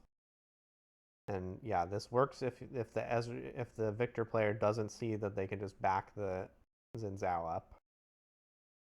But it looks like they do see it. Yeah, I'm gonna lose my hidden card and win the game. And yeah, it was Hidden Blade. That makes sense.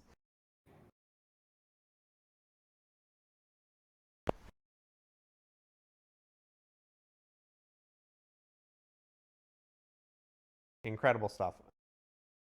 This Ezreal deck losing games like this is just never gonna stop being funny to me. But I guess it's just a lot harder to have a absolute hammer lock on a game of Riftbound as a control deck compared to like a blue-white control in Magic. Blue-white control would never lose a game like that.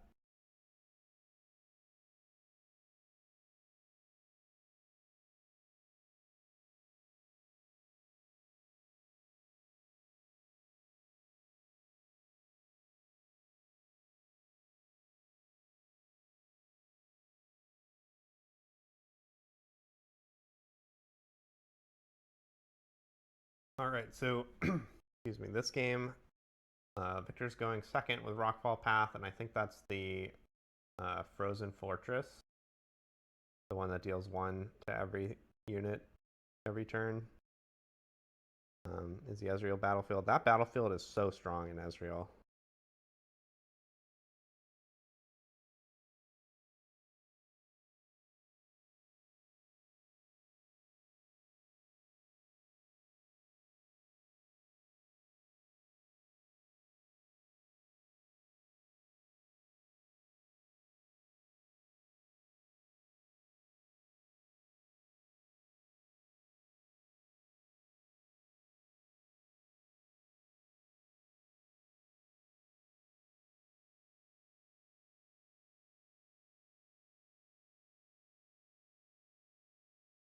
Okay, Victor leader coming down this early, I think, is not a great sign.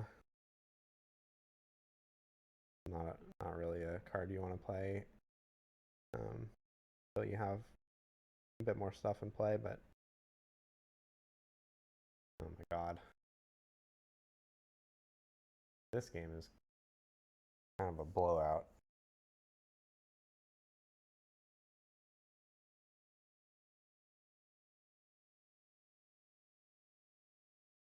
Victor does have a pretty good grip of cards in hand. I see a Deadly Flourish, which is not very useful right now, but could do something later. Facebreaker, which is not a card I thought would be in the deck post board, but maybe they see something I don't.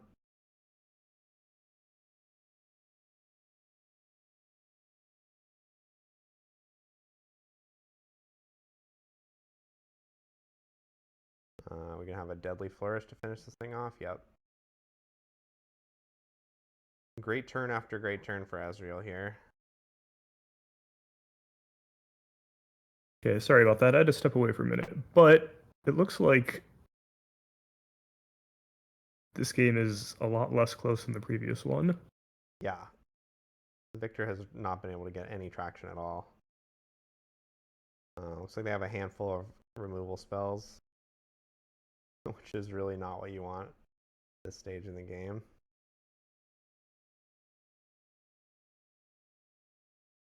Yeah. Even if they can get some units to stick, this Frozen Fortress is going to be pretty annoying to score points into.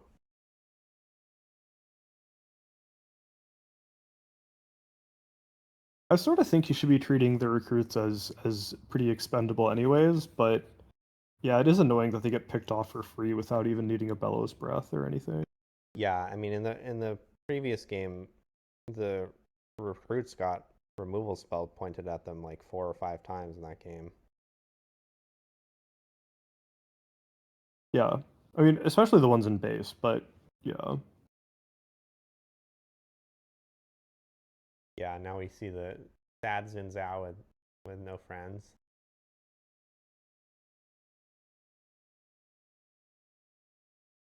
So maybe another Deadly Flourish plus Bellows Breath would be good, or just developing some stuff.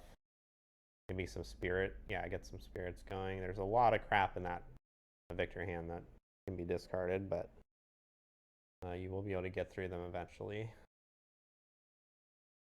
Yeah, I mean, it seems like a good opportunity to do some pack spirit stuff since Watcher Bellows Breath for the clear, and then pulling back the Spirit for use next turn. yeah.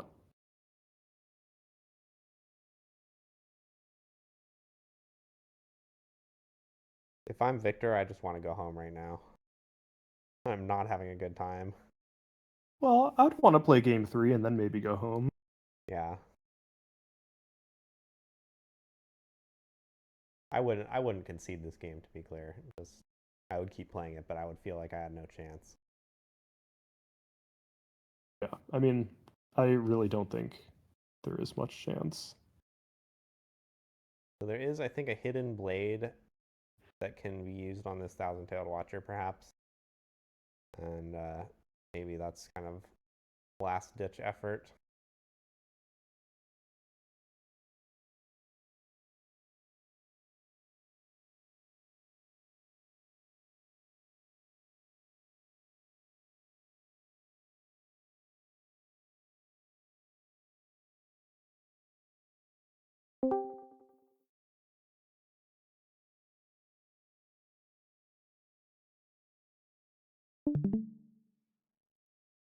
Okay, so the Hidden Blade does go through. And now Ezreal is going to go back to attacking the hand. Are we going to be able to take down the Xin Zhao? Looks like that's not what this turn is about for Ezreal. How many cards is Victor down to? Anyone know? Was that the last one? Yeah, that looks like that was the last one. That's why they did all that spirit stuff. If you can clear their last card, that's usually really worth doing, because you know they're always going to save their best card for last on all your discards. So the discards kind of just get better and better the more you do. It also looks like the Victor deck is only getting up to 4 points here, so it's just really not even that scary.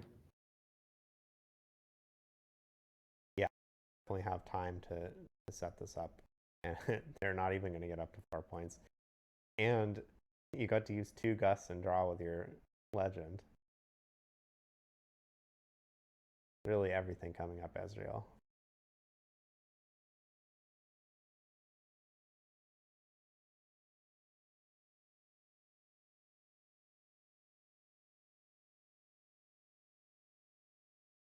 I think we're at the phase of the game where the Victor player could choose what card they draw every turn for the rest of the game and still lose. Yeah. Well, it looks like they're going to get some amount of ability to choose, since they play an Eclipse for no value other than the predict. Use it or lose it. Yep.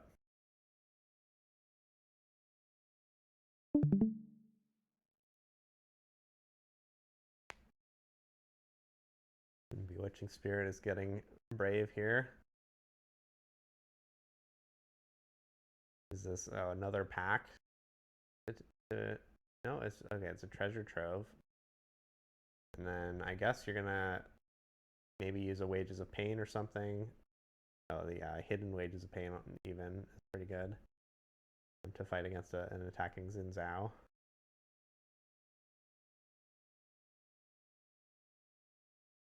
Although I wonder if the attack is going to go towards Vex instead.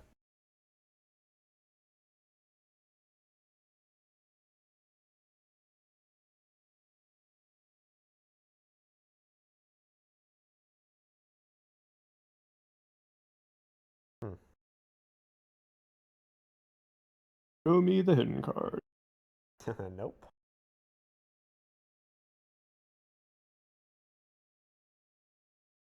I think Victor might be thinking about packing it up here.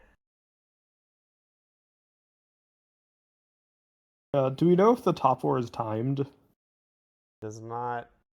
I don't see a timer. I don't know if there was a timer on the list matches that we were watching earlier. I didn't notice. Salvage to. All right, kill a pack of wonders. That's not bad.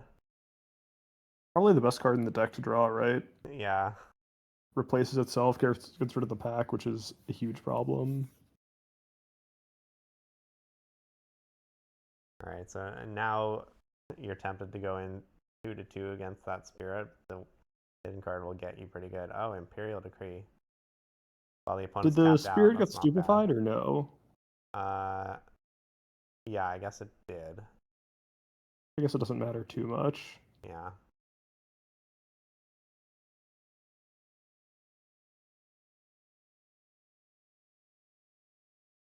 So I'm seeing this problem with this Victor deck in the matchup where it has a lot of cards in the deck that just aren't very good. And you don't have a way to sideboard them all out. Like, sure, you can probably cut some of your bad cards during sideboarding, but yeah.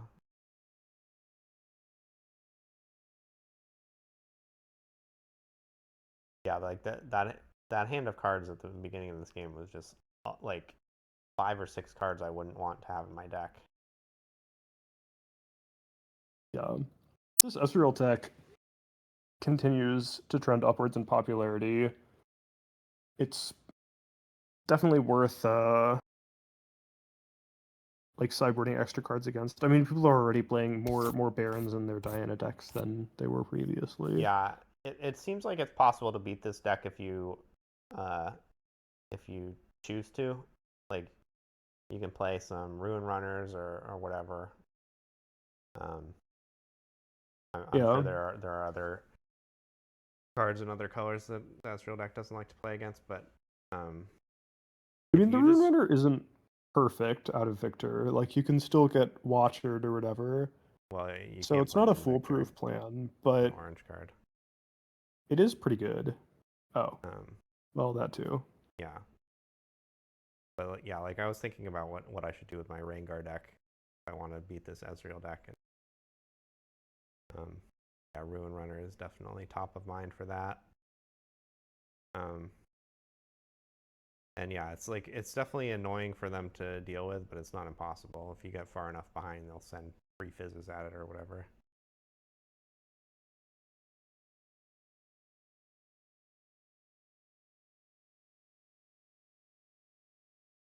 Sorry, let me fast forward. All right. Okay, so Victor plays a 2-drop and then discards a card that they wish was in their sideboard.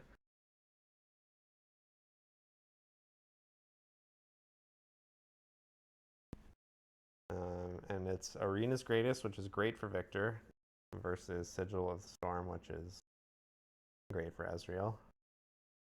And there's that blood money again. That one's very interesting card. Kind of seems like it doesn't have a ton of targets, though it can combine with Stupefy, and then it has a lot of targets. And it gets hard bargained again. Oh my god. Yeah.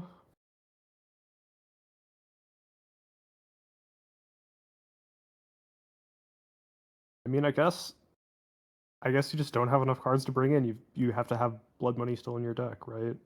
Yeah, and that Bird is really putting in work against these Bellow Breaths. Ezreal's Yeah, down to 3 runes. Deflect is a very strong keyword against the Ezreal deck. I mean, like Aurelia and Vex are more problematic than these birds for sure.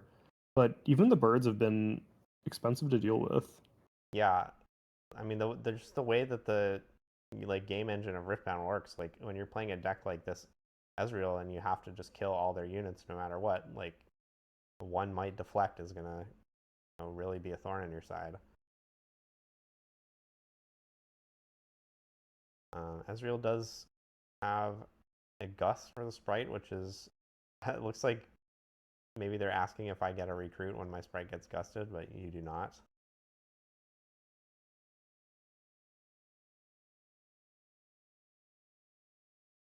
And we're just going right back to attacking the hand. So Victor is going to need to really start scoring some points.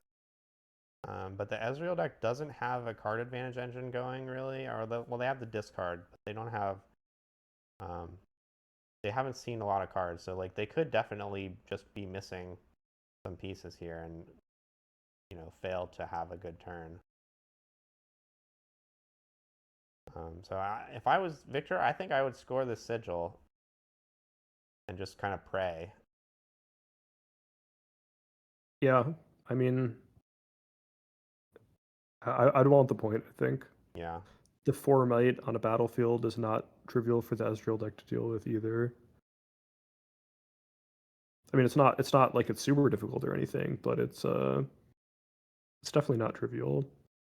Huh. Okay, this is interesting. I think if you have Hidden Blade here, you want it with the sprite. Because then if they try to kill Victor, you can Hidden Blade the sprite in response, and that gets you an extra recruit. This plays around Watcher, I guess. Are there even enough runes? There's enough for a unaccelerated There's Watcher, enough. I think. Yeah, there's enough for a non-accelerated Watcher, and then you mash your 2 into the 1. But yeah, I guess I don't really want to Hidden Blade this Spirit in that case anyways. Yeah, I would much rather Hidden Blade my own sprite. God, and now it's going to be 2-2. All right, Sam, trivia question. What are Victor's types? One of them is Victor. I don't know any of the other ones. I guess I'm going to say Zon. Or is that even a type? Well, I think it's either Piltover or Zon, but I don't know which one. See, I would have guessed Piltover, but I'm not really sure. Well, I don't know that I've seen anything with a Zon type, actually. Oh, does that one not exist? That one might not exist in the game. All right, I'm looking it up.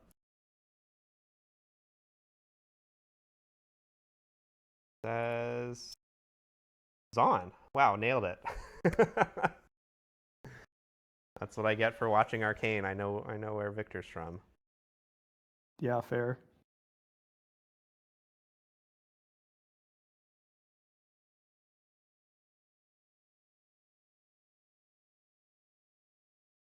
That Angler Beast was nasty. You distracted me. I didn't see what happened, but oh, I see. Hidden Blade did get used on Victor. Yeah, we had a list Angler Beast play, and Hidden Blade got used. Yeah, Hidden Blade on the other battlefield would have definitely worked out better.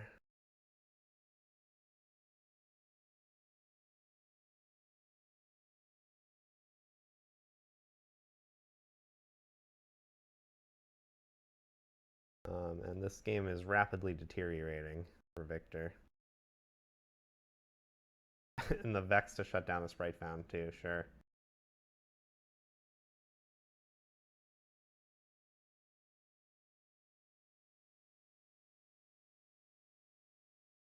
You know what type the sprites are? I have no idea. I would guess like Ionia or something would make the most sense, but I'm not really sure. Yeah, I actually do know the answer to this one. And the sprites are type Fey. Oh, they're Fey. They Yeah. don't even have a region or anything? No, they don't have a region. They can be from anywhere. Okay. Yeah, but it's funny how inconsistent they are. The recruits are type recruit. Sand soldiers are type Shurima. That's where they're from, not what they are. And then the sprites are type Fey, which is sort of what they The are, sprites but can be from less anywhere. specific They've than got the recruits. Yeah, they've got sprites all over the world. But you've only got recruits in certain places, maybe. No, the recruit doesn't have a region, it just has recruit. Oh, okay, so recruits can be from anywhere as well. So recruits Yeah. and sprites can come from anywhere. Yeah. And then I think the tentacles from the next set are specifically from Bilgewater. Yeah, those are Bilgewater. Pretty sure.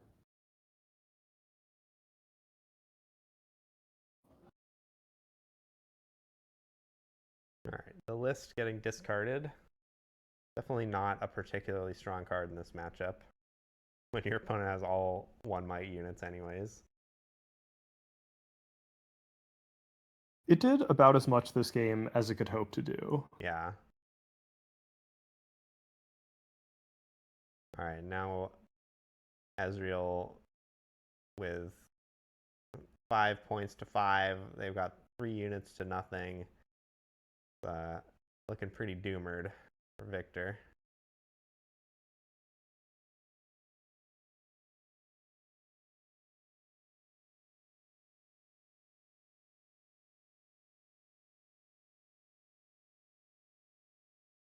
Yeah, Ezreal hand is this is looking pretty still over. kind of small, but I mean they've drawn a bunch of fresh cards in the last couple turns.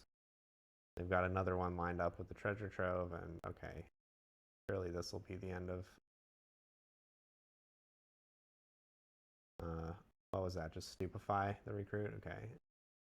Though it wasn't a bellows breath at least. I see a star-crossed in hand though. I think that's probably going to do it.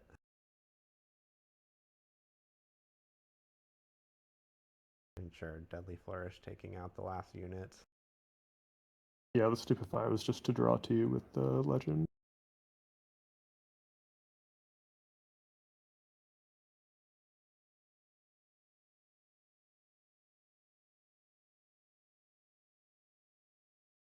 So does Ezreal score the 7th point here? I couldn't really tell you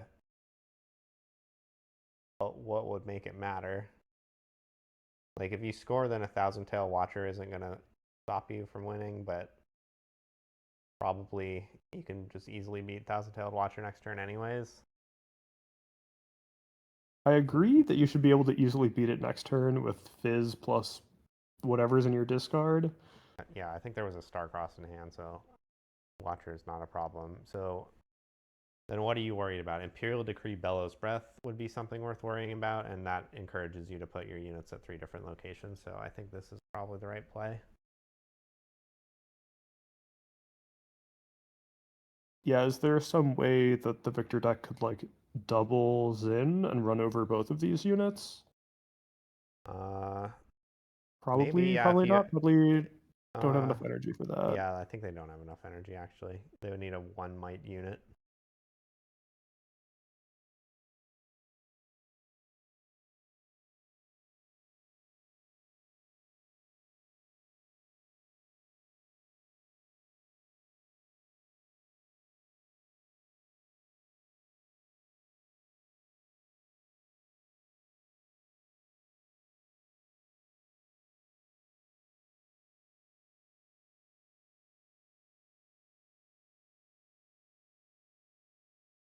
All right, looks like that is not going to be enough.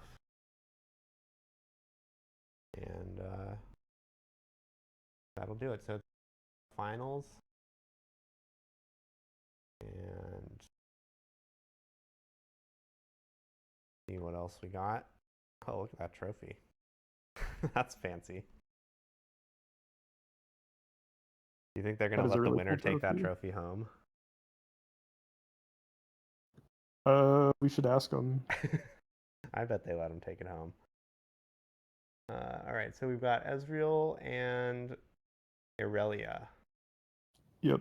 This is our Aurelia player that beat Lilia earlier, if I remember correctly. Does Ezreal do well in this matchup? Feels like it should I favor would, Aurelia. yeah, I would think Aurelia would be favored because it seems very hard to answer the Aurelia champion with deflect and then all the protective tools that the Aurelia deck has access to. Like, it seems very expensive for the Ezreal deck to pick a fight over the Aurelia champion, Yeah, you go and like very difficult to win that fight, right? It's an stupefy expensive fight it. to take and a difficult fight to win. Yeah, stupefy your Aurelia, pay deflect, deadly flourish it, pay deflect again. Okay, I'll play one on guard. And you're like, okay, well, shit. Now I gotta play another stupefy and a kicked bellows breath to finish it off, and like, you know, you just recycled 7 runes, and then they're like, okay, I'll play a defiant dance. Yeah, I'm trying to imagine what the game's Ezreal deck wins look like, and I think they all involve Bewitching Spirit or some sort of star-crossed thing where the Aurelia deck is on low resources and you star-cross them, or you kill all their gear and then you run over the Aurelia with like a Watcher or something. Yeah, Watcher seems like the best. What the hell? Okay, the Aurelia just tapped out to play the champion and it just died.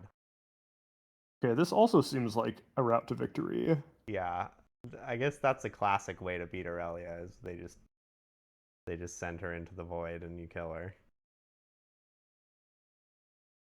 Yeah, this was not one that I was really thinking about, but if the Aurelia player opts into this, you can certainly win this way. Yeah, it seems like against this Ezreal deck, you just have so much time. You don't need to make a play like this. You can just be patient. This is a nice play, though. Yeah, clearing that the champion out is pretty nice. It's going to make their Bellows Breath cost a little more. It's going to make their Pack of Wonders not have a good target in play right now. And also it takes 3 might off the board. And Ezreal decides not to kill the Scuttle Crab. That's interesting. It also develops the Stellacorn onto the battlefield where now you can protect it more easily. Sure, yeah. Oh, Like I getting see. They left the Scuttle Crab there so that they could kick this Bellows Breath. Or no, I guess they didn't kick the Bellows Breath. But that would give them a... Oh, wait. Wait, they don't have to kick the Bellows Breath. They could just target the Stellacorn and the Scuttle Crab and then get an extra card from the Legend. So why didn't they do that? They just really don't want to show their hand? That's what I would guess, but That I'm does not not sure. seem worth giving up a card to me. Yeah, I agree. This doesn't seem worth it to me.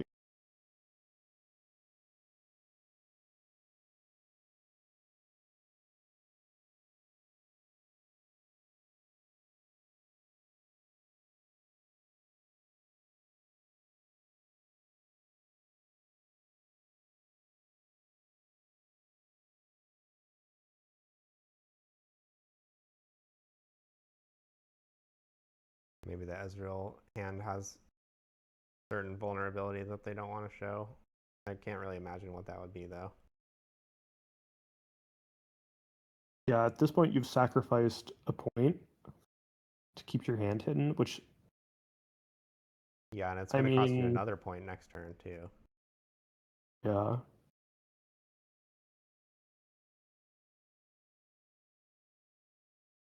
Also, And does this Aurelia deck play Star-Crossed? Like, we're enabling the Star-Crossed. yeah, I don't know if they do or not, but that's another great point. I guess it's probably open deckless for the top 8, so maybe they do know. But I think if there's a Scuttle Crab, that probably means there is a Star-Crossed. Yeah, I do think most Aurelia decks run or 2 copies of Star-Crossed.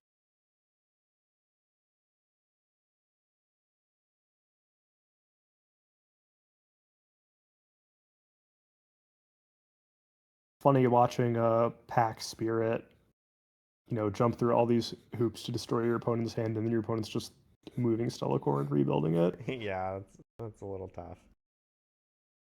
Yeah, it definitely favors the player with Stellacore and is not spending extra energy to do any of this. Yeah. Also getting a massive amount of card selection out of the deal. Right. So Aurelia has amassed 4 points. They have 3 units in base, although they're all in the same location, kind of waiting to die to Bellows Breath here.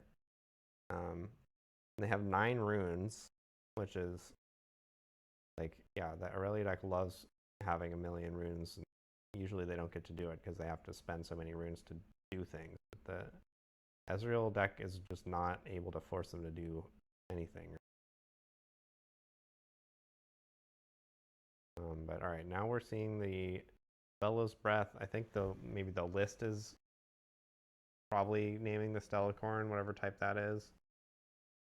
And okay, interesting. So Starcrossed saved the Stellacorn from, like, it was obviously going to get killed by the list, but at the cost of bouncing the Bewitching Spirit again.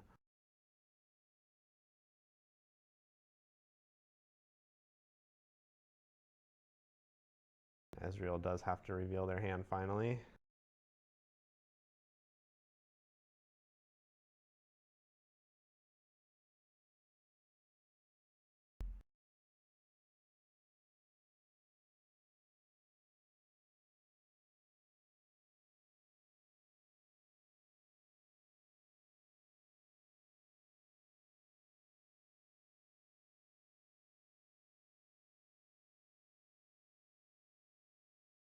The Aurelia player, despite moving Stellacorn several times, seems kind of low on resources. Well, they're definitely high on runes, but yeah, their cards in hand are probably not going to be too healthy at this point. Was that the last I one? think they only had yeah. Wow. I think they only had a few left. Incredible. It seems like now they're down to nothing. Yeah, it does sort of look like they did not draw any pump spells that game, so that explains a little bit why they wanted to just blast off the Aurelia champion so early, because they didn't have a way to protect it anyways. But I do think that even just having open mana, bluffing a pump spell is a lot better than just slamming it when you're tapped out. Yeah, I mean, this draw does not seem to have been particularly good from the Aurelia player. It's like all 3 copies of Charm. I think I see 2 copies of Star-Crossed, and then some Scuttle Crabs and some Stellacorns. So, yeah, not the strongest draw.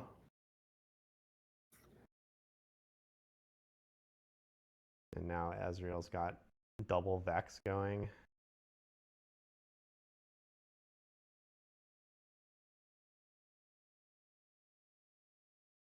Okay, and Aurelia just packs it in. That makes sense.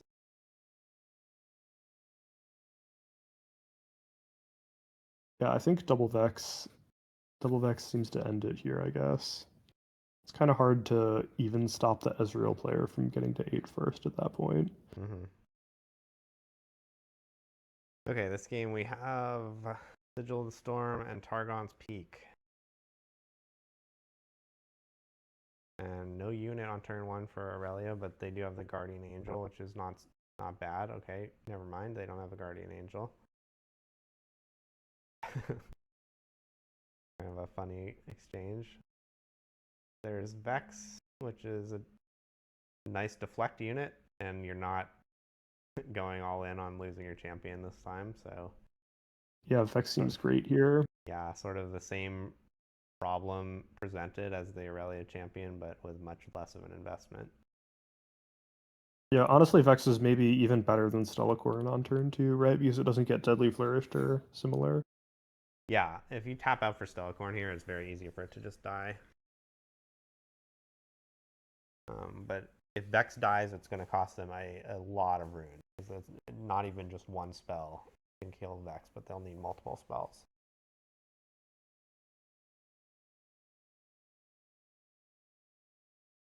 And now you can develop the Stellacorn when you have 4 runes up to defend it, which is a pretty big difference.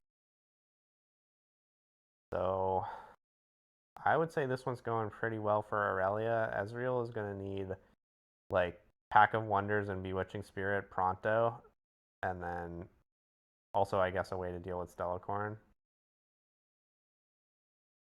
Yeah. Okay, this is a good start if you have backup for it. Okay, it just gets defied. So I don't know if that means that there's no pump spell or just that this is like the best defy target you're going to have, so you'd rather just use defy. I think it definitely means there's no discipline. Yeah, I think it probably means there's no discipline. Well, okay, if you discipline and then they go, And they okay, list I'll play you. the list, yeah, then you can't defy it, so maybe you do just have to defy. Yeah, I guess protecting Stellacorn is maybe just important enough too, right? This is your best card to protect. Yeah. Has the highest upside if it lives. All right, it's being gusted. I would be kind of just down to let it get gusted. Just draw your card, replay the Stellacorn. Yeah. If you use a pump spell here, okay, maybe they... Yeah, I mean, this is going to cost you a lot of runes is kind of what I don't like about it. I think it depends a bit on your hand, but Yeah. Adaptatron.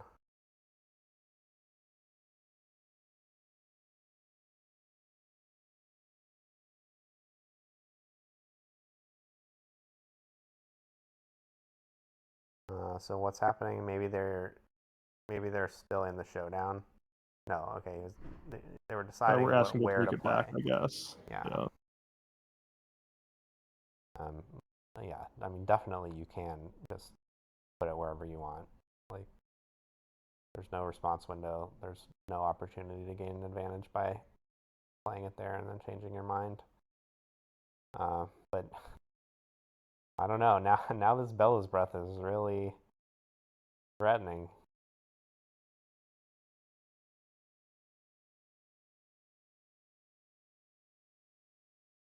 Stupefy will kill one of those things. A list will kill one of them.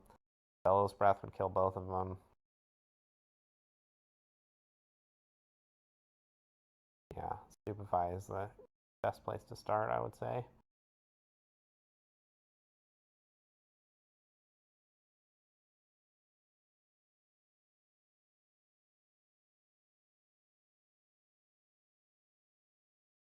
Also, the Adaptatron being played to the battlefield prevents it from potentially conquering next turn, which is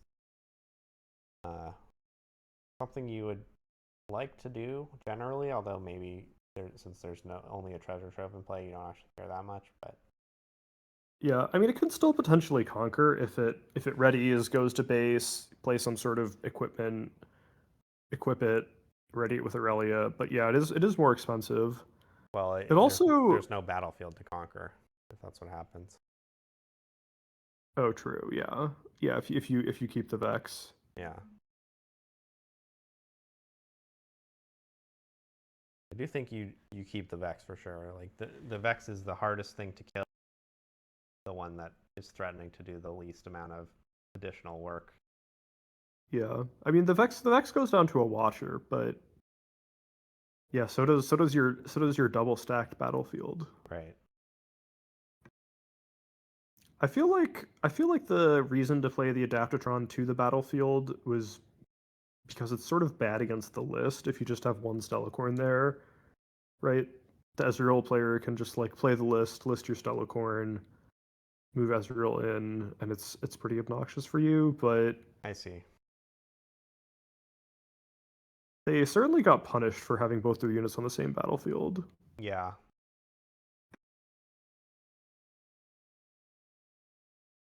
Though it didn't really matter that much. The Bellows Breath Stupefy could have taken out the one that was in base, and the Wages of Pain could take out the one that was on the battlefield.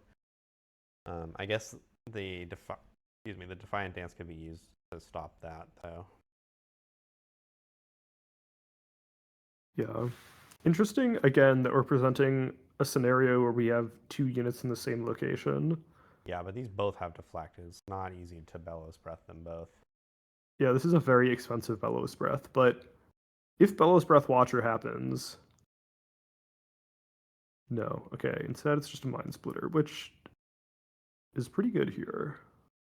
Yeah, so presumably you want to take the boots, unless, I guess, if there's a gear removal, you don't bother taking the boots. Not so fast makes sense. Yeah, that's harder to deal with, Yeah, I the not guess. so fast is pretty annoying. And then I assume the boots are going to die to acceptable losses or turn to dust at some point or fizz. I think the Ezreal decks usually don't play acceptable losses because you don't want to risk having to kill your own stuff, but I feel yeah, like I we imagine saw it the boots is earlier, not going to live. but maybe I hallucinated that, or it was a Diana deck. I mean, it could also be the case that some Ezreal decks do play it. I think it's not typical, but it's certainly not. It's not impossible to play. Yeah, it's kind of nice with the treasure trove. Yeah, it's nice with treasure trove, and if you have like a pack or something valuable or a list that you want to protect, sometimes you can also just insulate yourself by making a gold with Wages of Pain. Yeah. It's not quite as free as it is in Diana, but it's a card you can play.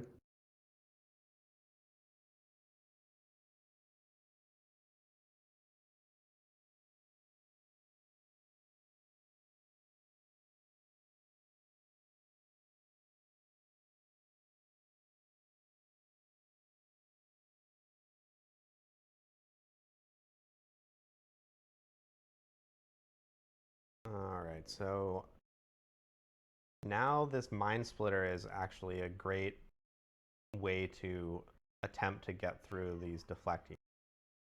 So Yeah, the Mind Splitter is very good against Aurelia in games where they have a small hand, right? In games where like they haven't been Stellacorning the whole game. right. It's very bad when they have Stellacorn, but Yeah. I think it's pretty good against them when you're able to remove their Stellacorn. Yeah, and we did see the Stellacorn go down pretty fast this game. Yeah. For a while I was playing I mean, I'm Mind Splitter's #1 fan. Well, maybe not #1, but I'm a pretty big Mind Splitter fan, and I have played a lot of Mind Splitter in Diana, and for a while I was boarding it in against Aurelia because it is good in a lot of the games against them, even in the Diana deck, and that deck has a harder time answering Stellacorn, so it makes a lot of sense to me that it would be just absolutely excellent against Aurelia out of this Ezreal deck. Yeah, by the way, the boots did die. And I think it died to acceptable losses. Yeah. You were correct. I think that was I was last wrong. turn. Yeah. All right, so everything is dead except Aurelia. And now there's one card in hand from Aurelia, and like, yeah, you can just say if It looks like the Aurelia is going to die too. Yeah. All right.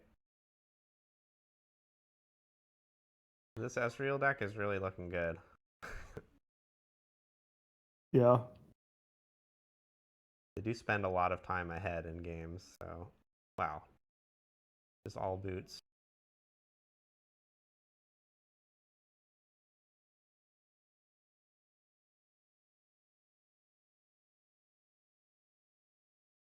Right.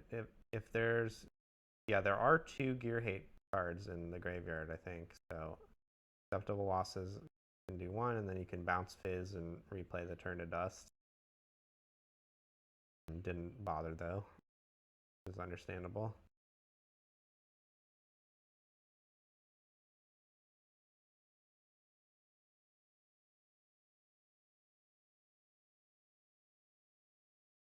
Seems like we're in garbage time. Yeah, this game looks like it's about to end.